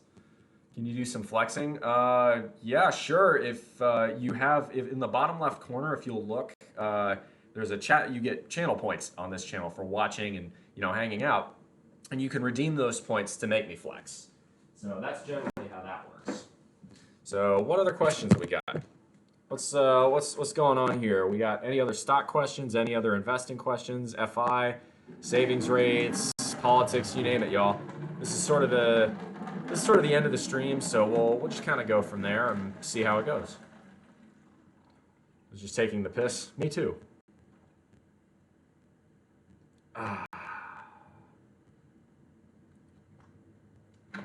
Every streamer does it. I got a few things I need to do outside. I've kind of, because of how hot and buggy it gets here through August and September, I've kind of put off a lot of the outdoor chores I need to do, but now it's starting to get nice again, and so I need to get back into the point of it. How many points to do gang ice cream so good? I have no idea what that means. What's your plan today? Well, you were leaving the piss. This is true. Well, I already did my workout, as you saw, so we're pretty much done there. I'm going to wrap up with this stream, probably get some yard work done. I think my roommate was planning on going and getting pizza tonight. I may join her with that. Pizza does sound pretty fire. I need to eat better, though, so maybe I'll get like a veggie pizza or something, or a thin crust. Apart from that, probably some manual labor outside. I'll probably play a little RuneScape later, hang out on my Discord. So if you guys want to hang out with me tonight, I'll probably be on my Discord. It's a meme from NPC Stream on TikTok where streamers pretend to be NPCs and react to emotes in a robotic manner for money. See, yeah, that's why I wouldn't understand the joke. TikTok is Chinese social engineering, and I refuse to use it. Don't use TikTok. TikTok and Twitter are both mind rot. Don't use them. Got that 99 lined up already. Hell yeah, who can resist pizza? Pizza is delicious, but the macros on it are pretty bad for you, so just be very careful. Eat it in moderation. Do they have cauliflower crust pizza? I have no idea. I should look into that, though. I'm Chinese, though. I mean, look, that's fine. Ni hao, welcome on in. But I still will not use TikTok. It's Chinese social engineering in the same way that Twitter is, to a lesser extent, American social engineering. They're both horrendous apps and should be not used at any cost. I do not like pineapple on pizza. Not my thing. Let's see, what else have we got on the stock market today? VNQ is about flat, so is VYM, that's real estate and high dividend. VBVO are slightly up, that's small cap and mid cap. I'm a big fan of those because, so VTI tracks the S&P 500, that's going to be your 500 or thereabouts, give or take. I think it's like 510 right now. Biggest companies in the United States. VB and VO hit those Russell 2000 or the smaller cap companies that often can have outsized performance, but it's a better composite to have a sort of a balance between those. See, now the thing is, normally I love a grilled piece of pineapple. The problem with pineapple pizzas for me is I can't get over the way pineapple and mozzarella cheese interact. I just don't like it for some reason. Am I using OBS? Yes, I am. Let's see what else we got going on. Everything else is pretty static right now. It's not moving much. Yeah. Cool. All right. Fried rice with pineapple. And see, now that I could do fried rice with pineapple for sure. Get that. That's that sort of. Do you invest in any single stock companies like Apple, Ford, etc.? Yes, I do. So the vast majority of my money is in those sort of what I call boglehead funds. But like about 20% of my portfolio I use as my play money, and that I'll put in either startup kind of companies I think that could be game changers based on engineering knowledge, or companies that I think have a really good value proposition. One I'm waiting to get into based on the price is Home Depot. I think due to the shortage of housing, there is going to be more construction, and due to the increase in construction, you're going to see a lot of people using home improvement, and I think Home Depot's set up to prosper from that. I think they're going to pay a nice fat dividend for quite some time. I could see Home Depot at a stock price of 400 in the next couple of years. I love Mongolian barbecue. You should check out Goyo. It's a VST plugin. AI can help strip the reverb and ambiance out of your workout room. Dude, I'll be honest with you. I just had someone come down here and try and improve the audio. I think in the gym, at least, I think it's pretty good. It might not be ideal in here, but that's because I'm not going to move the mic setup every time I come in here. That's just a waste of time. Soft 52. Yeah, I think HD is a pretty good stock. I've got a couple others. If you want a high-risk, high-reward gamble of a play, Re-Automotive is one I think is a good one. It's a penny stock right now. What Re-Automotive does is they have something called the Re-Corner. It's a suspension and drive module that can be drive-by-wire and steer-by-wire. Well, what does that mean? So with a van, like a cardio van or something like that, I could definitely improve the audio without touching the room. Okay. It's a cardio van or is that, it is a cargo. The idea is with the Re-Corner is that you've got a cargo van is going to have, manual steering linkages and all this other stuff that takes up space. What if you were able to take all the drive and suspension components and put them all in the wheel well? What you've done now is you've made a much more space efficient vehicle. This could be 25 to 30% more space efficient. For a delivery vehicle, take UPS, FedEx, that's a huge, huge difference. It's going to decrease the cost of operation. It's going to decrease downtime because the modules, the Re-Corner, is very easily replaceable. So it's got all of these knock-on benefits to a more efficient delivery system. So I think it's got a lot of engineering progress. The cons to that stock, the sales team fucking sucks. It's a gamble. I think they're going to have enough room to get a sales order in, and once they do, I think it's going to take off. So it's definitely a gamble. Your mic is solid, and that's all that matters. Cool. We're doing hot pot here. Oh man, I love hot pot. Oh, hot pot is fucking fire. There is not good hot pot around here. I find that the further west in the United States you go, the better Asian food you get. Doing the mushroom broth, Szechuan pepper broth split. Man, that sounds really good. Did somebody say they had seen 52 people in chat? I saw that a moment ago. I want to confirm. If that's the case, speaking of splits, I owe y'all one.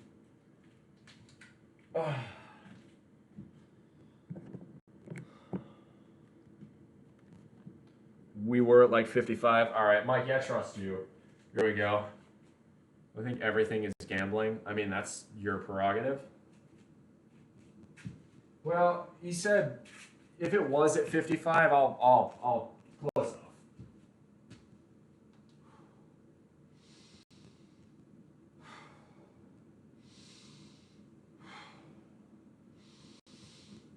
Hopefully this does not hurt my knee.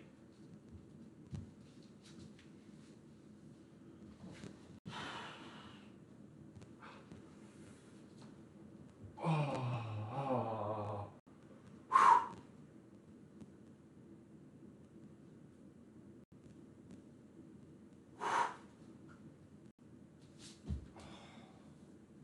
Uchi. That hurts. Oh. We got that turtle shell. Your chest is just in the way. Back is looking big. I love hearing that. Thank you so much. That actually means a lot. Look at that tan line. Yeah, I do live in the deep south, so farmers' tans are just kind of a thing that happens. Am I a masochist?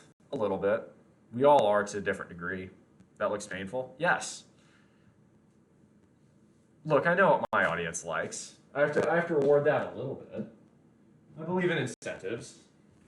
So I think we're gonna look to raid someone pretty soon. Do we have any further questions? Sweep up a bit here. Keep my mat nice and clean.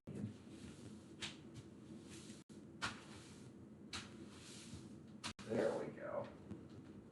That was bothering me. Any other further questions from chat? Not looking like it. So we're going to figure out who we're going to raid next. Who do we got? Who do we got? We got C-Dub. Oh, C-Dub came in recently, and I owe him a raid. We're going to raid C-Dub CR. All right. The audience. Oh, yeah. No, there is a section of my audience that just comes in here and is horny all the time, and I'm used to it. It is what it is. I'm a 6'3" dude who's in good shape. I don't mind it. It's fine. Just as long as they're not so obvious about it to get me into trouble with Twitch. That's more or less the rule. So don't get me kicked off Twitch, and we're cool. You can say whatever you want. All right, so we're gonna do a raid here. Bull rushes the raid message as always. We're gonna raid C-Dub CR. Because I don't ever get the chance to raid him, so we're gonna do that. That is it for me today, y'all. I will see y'all again tomorrow. Hopefully my knee cooperates for deadlift day. And as always, y'all, make good decisions. Those good decisions form your habits. Those habits form your values. Those values form an ethos. That ethos can be the guide star through the rough waters of life. Much love, y'all. Come in for the hug. Big ball hug. All right.